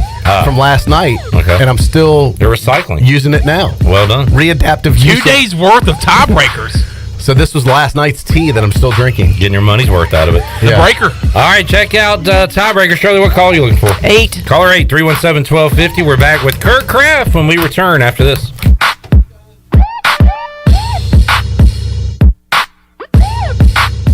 Life insurance is one of those subjects that make people want to change the subject, rather than admit they probably don't have enough. That's why State Farm agent Timothy Sawyer focuses on how the benefits of life insurance actually live on by asking people to think in terms of life without having to sell the house insurance or life without having to give up the college insurance. Find out how the benefits of life insurance can live on for your family. Call State Farm agent Timothy Sawyer here in Greenville today at 493-0002 and put the life back in life insurance. At US Cellular, we know you have a choice of wireless carriers. And while the other guys may limit your choice of free phones, at US Cellular, you can choose any phone from any brand for free. Plus, get unlimited data for just $30 a month with 4 lines. US Cellular, America's locally grown wireless. Terms apply. See uscellular.com for details. Now that life is returning to normal, we have found a lot of good things that came from the pandemic. One of them is not having to go to the wireless store anymore. The Cellular Warehouse team has been in the business of delivering phones to your home and office for 20 years. People found out about our free delivery service and love the ease of getting a new phone, tablet, or hotspot. Call Toby Williams today at 252-799-7051 so you can start experiencing the joy of never going to a wireless store again. Cellular Warehouse, your local U.S. Cellular authorized agent. The best burgers around. Everyone loves a thick, juicy, and fresh burger. Tiebreakers in Greenville, plus the all-new Tiebreakers in Winterville do real burgers better than anybody. So don't just go to any burger-themed restaurant chain. It's time to break the chain and eat local. Tiebreakers, real burgers at its best. Everybody loves burgers. Hi, I'm Annalie Newhoff. And I'm Rob Campbell. And we are with CopyPro. We have been locally owned and operated here in Eastern North Carolina for almost 50 years. CopyPro is the leader in office technology. Does your business struggle with keeping printing costs low or producing professional documents? Here at CopyPro, total customer satisfaction is our #1 priority. We have a variety of solutions to help reduce your printing expenses and make your business more productive. Call us today at 1-800-682-6558 or online at copypro.net. CopyPro, we are the professional office systems people. This isn't your regular cola, so this isn't your regular cola ad. No beach parties or family barbecues here, just Nitro Pepsi, the first cola ever infused with nitrogen. So forget everything you thought you knew about soda, because that nitrogen gives us a whole new experience. Think an infusion of smaller bubbles for a cola that's got a lighter, smoother texture. And don't get me started on the pour. You don't pour this like any other cola. We're talking turn the can completely upside down and watch as those bubbles cascade into the glass to create a frothy, luxurious foam topping. Can your cola do that? I didn't think so. Unless you've got your own Nitro Pepsi, in which case cheers to your great taste. Because you already know that the only thing better than the pour is the unapologetic cola taste. What else is there to say? From the creamy foam to the smooth texture to its unbelievably delicious flavor, this is cola like you've never had it before. Time to bring your taste buds to the next frontier. New Nitro Pepsi. Smooth, creamy, delicious. Your power's out. There's a water leak. What do? For these and other utility-related emergencies, you need service, and you want it fast. There are 2 things you can do to get the quickest response if you're a GUC customer. First, you can call the hotline at 1-855-767-2482 and report any utility-related emergency. That number is also on GUC.com. Or second, you can give GUC your phone number. The hotline process is quickest when their account records have your current phone number. Service you can count on. Greenville Utilities. This is ECU assistant football coach Roy Tesh, and you're listening to Pirate Radio, the voice of the Pirate Nation.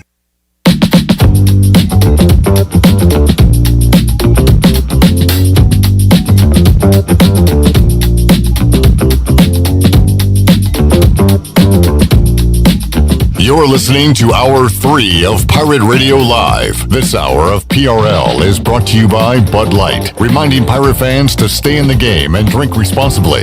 Bud Light, the official beer of the ECU Pirates, and proudly distributed by Carolina Eagle Distributing since 1989. Now, back to the show. Welcome back. Brown & Wood is your home of the best selection of GMC, Cadillac, Buick, and Mazda in Eastern North Carolina since 1937. Shop their entire inventory online at brownandwoodauto.com or visit them on Greenville Boulevard. Brown & Wood, Greenville's #1 dealership and the home of the lifetime powertrain warranty. And congratulations to Chad Moore. Yes, that Chad Moore, who from Hookerton, who picked up a lunch for two at Tiebreakers. Tiebreakers is open every day at 11 a.m. and is the best place to watch your favorite sports while enjoying the best wings in town, along with sandwiches, appetizers, cold beer, and more. Follow Tiebreakers on Facebook and Instagram for daily updates. Now back to you, Clip. All righty, Chad, not going to be raging about that. He is a winner. That's literally what I said to him on the phone. Tiebreakers, lunch for two. He'll enjoy that with Lucas or his lovely wife and watch some sports. All right, back inside the Pirate Radio studios, Clip Brock, Troy D, and Coach Curt Kraft joining us here, the best arm this side of the Mississippi, joins us in the studio. How's the arm doing today, Coach? You know, when I threw that pitch, it was, I'm not going to lie, it was sore right after that. But I think I took people a little bit off guard by going from the rubber, going 90 feet? Is that what it is? 90? So I don't believe in doing the first pitch halfway between. But the catcher didn't have to move. It was a perfect pitch. I went from the stretch. I was there. Runners were on base. Yeah. I looked them back and then went to home.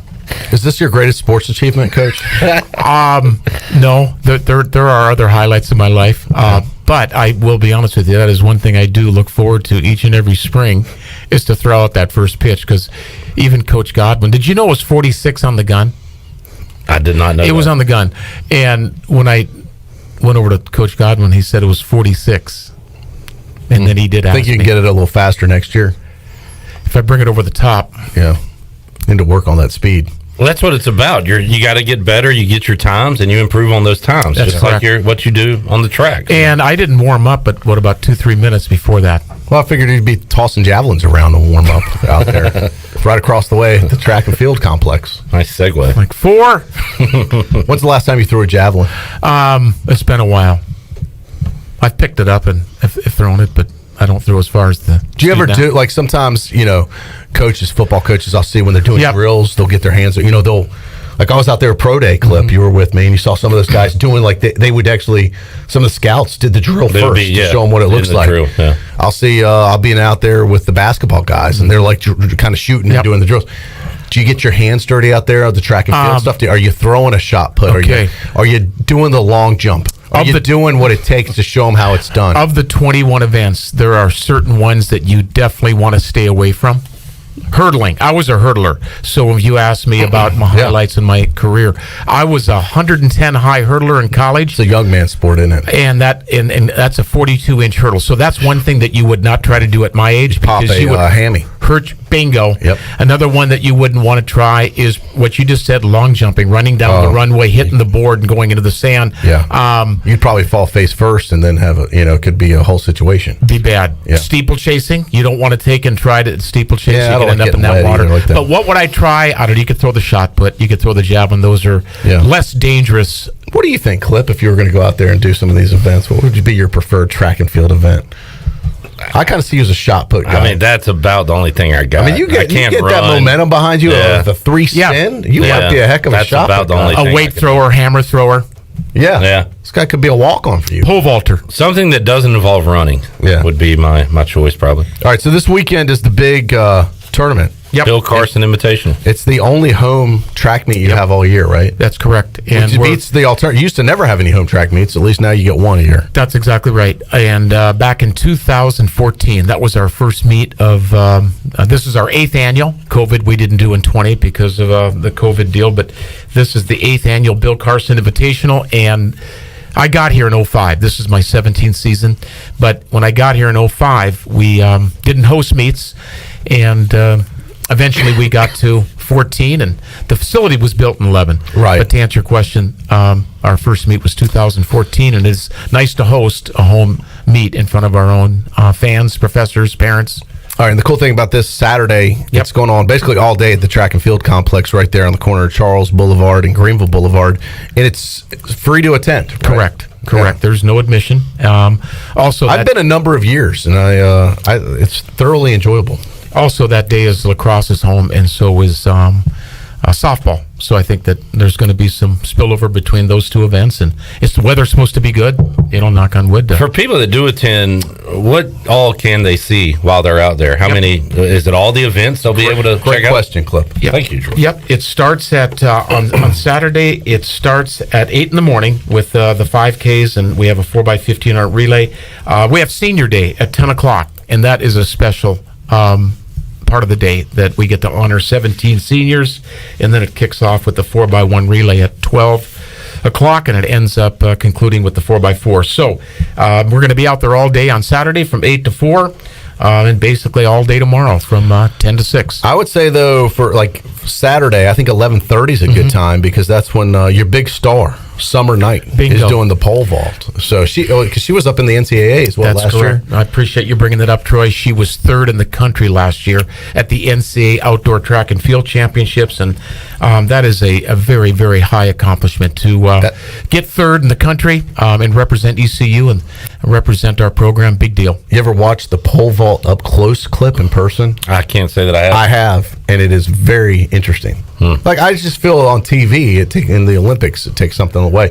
When you see that in person, how high they're going, and literally how long that pole is. Absolutely. I mean, I'm like, damn. And it's not. And how much it bends. Yep. You got to see it to believe it. And it's awkward. You just we talked about clip. Just I wonder running, who the first clip person running would be difficult. But now you put a pole in your hand, and you're trying to go 18 feet in the air, and you're running down a runway as fast as you can run to plant that pole in that box. Doesn't it make you think about who was the first person that came up with this? That is an odd thing to do. You know what I want to do? I want to run with a big pole in my hand. I want to stick it in the ground, and I want to go 20 feet up in the air to try and go over a crossbar. And not kill myself. Well, it was probably something practical. Maybe before ladders were invented, you had to get on the roof, and to get up there, they got a log and got up there, and then they said, "Hey, we should make this a sport." How was pole vaulting invented? You're my track. You're supposed to know this, Coach. Come on, man. We can Google it. I was invented, All right, I'll check that out. You guys carry on. So, but Summer, she jumps at 11:30 on Saturday, and that would be a great time to come out and see her. All right, you also had, what was it, not too long ago, you had your AAC. Yep. Now, this is the outdoor stuff you're doing, track and field. You had your this weekend, yep. Yeah, you had your indoor championships in Birmingham, a month ago or so? That's correct. How'd y'all do? The women were seventh, the men were sixth, and a great time. Speaking of Summer Knight, she was the conference champ in the pole vault. We have a gal on our team by the name of Brooke Stith. I don't know if you guys know that name or not. Bryant Stith. I know the Stith name. The AAC, everything back in the day. Bryant. He's coaching at ODU. He's an assistant His coach. son Brandon was here for a short time. That's correct, and then transferred to ODU with his brother. His brother was at UVA. So the Stith sisters are on our team. Brooke is a triple jumper. She was third at the indoor championships. Both school records? Broke school records. Summer Knight broke a school record in the vault. I just love her name, Summer Knight. What a cool name. Yeah. Especially like for the Olympics, which is held on a summer night. That would be perfect. They do a huge beautiful summer night, as in summer. Now she's done really well here. Can she go pro in this? How far can she take this thing? Once you get to that level, there is a huge gap between the collegiate level people and the professional level people. But is that possible? Absolutely. Is there work involved? No question. She is a nursing major. Okay. So she's going to move on, I think, with her life and a wonderful student. So she's going to be a nurse. We had 8 all conference at the indoor championships. So that momentum that we did indoors now has propelled us into the outdoor season. All right, here are the teams that are coming to compete against ECU. You may be wondering this clip, who else will be there besides ECU? We've got UNCW, the foe from the east. Coming in from the beach. Mount Olive, bringing in the pickles. Quite a pickle there. UNC Pembroke. Will they go for broke at the track meet? I like this. The Citadel, raising their standards. I don't know. I was trying to think of something military was. And Virginia Tech, unless they back out and decide not to come and play and continue this series. What year was it? Kinda. Yeah, I get it. Yeah, I'm just joking. But that's a hurricane, yeah. That's what I like about it, Coach, I've been out there, it's kind of like organized chaos. Yeah. Because the first thing I'm like, what the hell? Like, there's so much stuff going on. And a guy like me that sometimes struggles with a slight case of attention deficit disorder, I don't know, like, if it's the best thing ever or the worst thing ever, because there's so much going on, you don't get bored. I'm like, whoa, there's something over here. Whoa, there's something over here. I'm like, whoa, I'm missing this. You know what I'm talking about? And guns going off. Yes. And implements flying. Yes. People jumping in the sand. You better have your head on a swivel out there, because there's stuff going on everywhere. Yes. Yeah. And on that note, it takes 3 umpires for a basketball or for a baseball game, 3 for how many officials are out there? Clip, great question. That is a good question, Clip. No, you got 2 great questions from him and one from me. I know. You're on a roll with great questions. Let him answer it. First of all, it is a circus, Troy, but it's an organized chaos. circus. Yeah. Organized chaos. Yeah. And to your question, Clip, yes, to officiate a track and field meet takes a minimum of 20 to 25 officials. Unlike a soccer match, unlike a volleyball match, unlike a basketball game where you have 3 officials out there or 3 umpires, you have a lot of officials. And is everybody's like specialized in their deal? Yes, sir. Yeah. All right, by the time it's game day, or what you would call a match. A meet day. A meet day. It's a meet. It's a meet. And they're athletes, not players. The guys are getting ready to run the 4x15. By the time, practice is over, we're at the meet. Not to diminish your role, but one, I guess you just want to make sure everybody's where they need to be at the right time. So you got to make sure that they're paying attention. So you got to be organized in that way. But 2, when it comes to coaching, like what, run faster? Like what do you, like at the meet? How do you really pep talk? Well, what do you do? Like how do you coach them up at that point? You know what? You got it. That's a good question. Thank you. There's no timeout. Thank you, Coach. In track and field, we are on a roll. In track and field, you don't play defense. You don't play offense. You don't have a 30-second timeout. It's really you competing against yourself in many ways. It's you are competing against yourself, and like the other sports, you're practicing all week, and on meet day, all the practicing and all the coaching should be done. So on meet day, go do your thing. What do you do during the week? You're working on your skill level. You're working on your technique in the hammer, in the shot, in the discus. You're working on technique in the pole vault. You're coming out of starting blocks. There's a lot of technique and a lot of skill that goes into the week preparation. But on meet day, but you are right. It's as simple as, hey, get in the blocks, and when the gun goes off, go. Do your thing. Do your thing. Yeah. And no. All right, how do y'all decide a winner on this thing? Point system? Yep. First place is 10 points. Second place is 8 points. Third place is 6 points. For each event? Each event. And then it's a cumulative winner. Bingo. So if you win the pole vault and you're competing for ECU, that's 10 points. Oh, that's kind of cool. How do you think you'll do this thing? Oh, yeah, the women have won it, I think, for the last 5 or 6 years. So I think the women would be favored to win it. Oh, that's great. Men need to step their game up? And men probably need to step the game up. Right. And on the men's side, I think it's going to be a lot more of a competitive thing. Good stuff. This is good stuff. You coming? I would like to head out there some and see this again. Go for it. Would you like to come with me, Clip? Sure. We'll make it a date. All right. I have a non-Bill Carson invitational question for Coach Kraft. Yeah, why not? You're on a roll of great questions. I go to basketball games. You're always there. Thank you. I go to baseball games. See you there. How many ECU sporting events have you attended? Let's just say this season. Softball, like you seem like you're everywhere. You are very supportive of the athletic that's what I'm program. getting at. Yeah. I mean, you are a pirate. So you've seen me around. Yeah. I guess that's a good thing. Or somebody that looks like you. Well, here's the thing. Married of 38 years. So she's put up with me that long. So he's looking to do other things, Clip.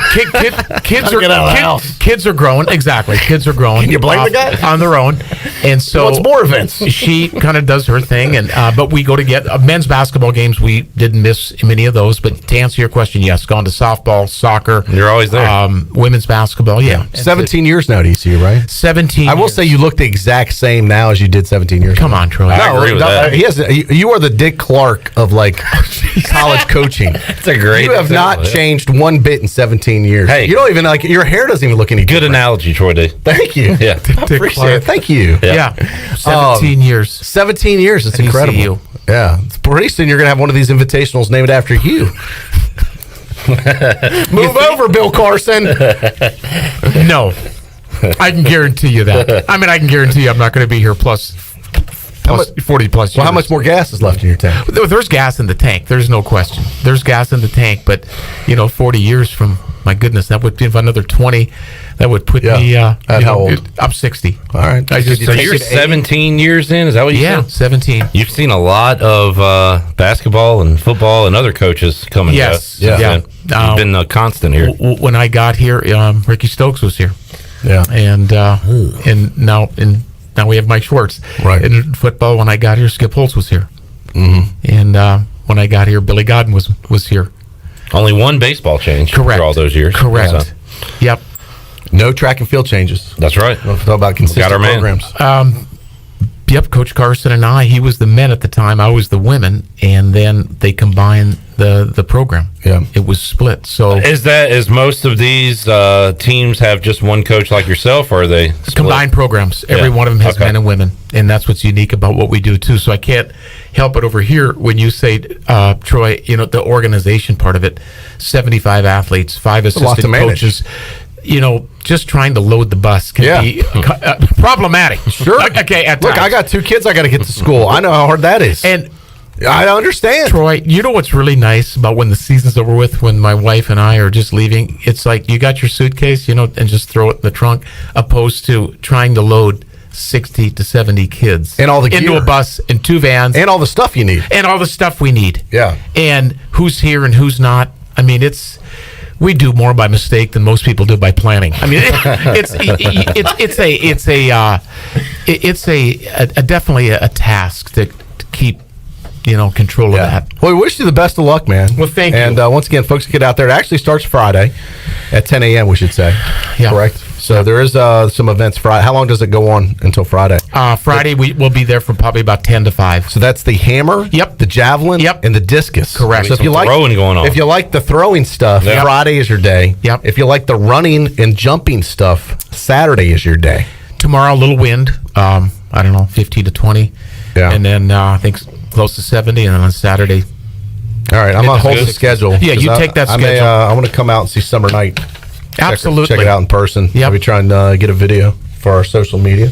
Coach, thanks for coming in. I appreciate Good stuff. And I am going to throw that first pitch out again next year. Yeah, let's increase your velocity. I think you could. Accuracy's great. No issue there. Yeah. Let's get a little faster. You can go a little faster. A little movement. Yeah. I want to see, will you go from the wind-up next time? Maybe you'll get a little more juice on it. I think you should be in full baseball like baseball pants. The reason I didn't want to go with the wind-up is because I knew that thing would probably end up at the press box. I wanted to go with something a little bit more under control. Understood. Yeah, the wind-up is anybody's guess. But people are still talking about that pitch. Coach from the rubber. Yeah, that's right. Well, think about it. Who else goes from the rubber? No, you're right. Chancellor, if I pitched, I would throw from the mound, from the rubber. Yeah. Well, I would too. Chancellor, the day before, Rogers went in front of the mound, I believe. Did he bounce it? He threw a strike. That's what I heard. He threw it in there. In front of... But he did not throw on the mound. He went in front of the mound. Yeah. Yeah. He didn't want to get his shoes dirty. You're a rare breed, Coach. In more ways than one. From North Dakota. Huh. Shout out to North Dakota. Did not know that. You guys ever been to North Dakota? Have not. No, sir. Up here it's beautiful country. Good hunting. Yeah. Good fishing. Got a good-looking governor up there, I see. South Dakota. Oh, that's what. Kristi Noem. Yeah, she's a hottie. Yep, she's Kristi Noem, South Dakota. Yep, she's a Republican. I'll have to Google that. Yeah, Google her. All right, let's for governors, I'm just saying she's one of the better-looking ones. Let's take a time out. We'll come back and have more Sarah for Palin. you. Thank you, Coach. All righty. On Pirate Radio Live, we're back with more after this.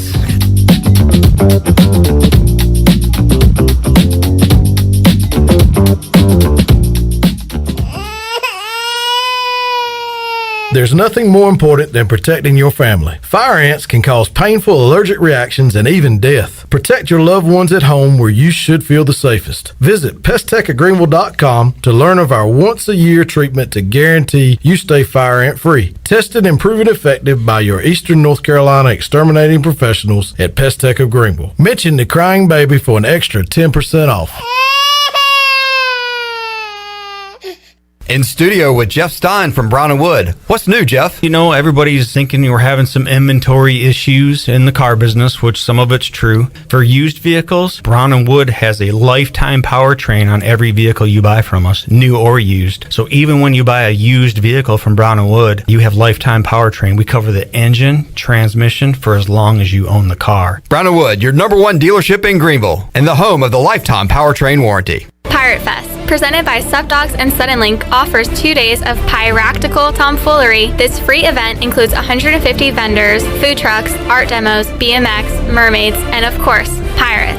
Join us on Friday, April 8th from 5 p.m. to 9 p.m. featuring music from DJ Tay James. Then on Saturday, April 9th for a full day of activities from 11 a.m. to 8 p.m., including a concert on the Town Common from Grammy-nominated recording country artist Eric Pasley. For more information, visit piratefestnc.com. Hey Pirate Nation, Lindsay Gray here with Carolina Caliber. In 1960, my granddaddy started his firearm business right here in Eastern NC. Still family owned and operated, we have the area's largest selection for outdoor shooting sports and accessories and are one of the nation's top firearm dealers. At Carolina Caliber, we have everything you need from hunting, home defense, and personal protection, including a wide variety for ladies and youth. We buy, sell, and trade. It's a time-honored tradition. Visit us at Carolina Caliber on Fire Tower Road in Winterville. Chico's in downtown Greenville is celebrating 39 years in business all month during March with a special anniversary menu. Grab your amigos and enjoy blasts from the past menu favorites like Cancun oysters, chili dog, costillas, and the pollo limon. The celebration doesn't stop with your favorite Mexican food. Drop in for one of those famous Chico's margaritas in the bar or outside on the patio. Hurry in, the celebration menu ends March 31st. Chico's, where the fiesta never ends. Your first stop for shopping is at Shimmer Boutique. This is Ashley from Shimmer. We are fully stocked with the latest apparel, shoes, and accessories and more. If you need gift ideas or some shopping therapy for yourself, stop by today. Looking for the hottest shoes on the market? Shimmer has the biggest selection of Hey Dudes anywhere. Shimmer has the newest Yeti products and colors. Want this year's most popular bag? Shimmer has a great selection of all your bog bag needs and accessories. Shimmer in Greenville, Winterville, and Jacksonville.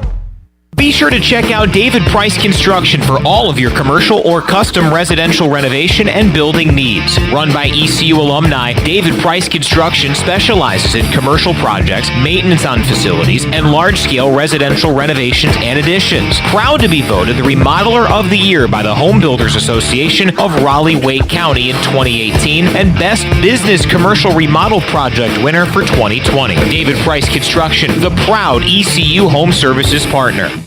I'm Sam Jones, and for more than 3 generations, my folks have kept the fires burning for Eastern North Carolina Whole Hog Barbecue. At Sam Jones, you'll find our smokehouse pumping out wood-fired meats, cooked fresh every single day. There are no freezers at our place. Everything, and we mean everything, is made fresh daily, including our sides, sweets, and sauces. Stop in and see us, and I bet you'll be able to taste our passion in just one bite. At Sam Jones Barbecue, you'll find plenty of smoke, but no mirrors. Hi, this is Morgan Ehlers, and you're listening to Pirate Radio, the voice of the Pirate Nation.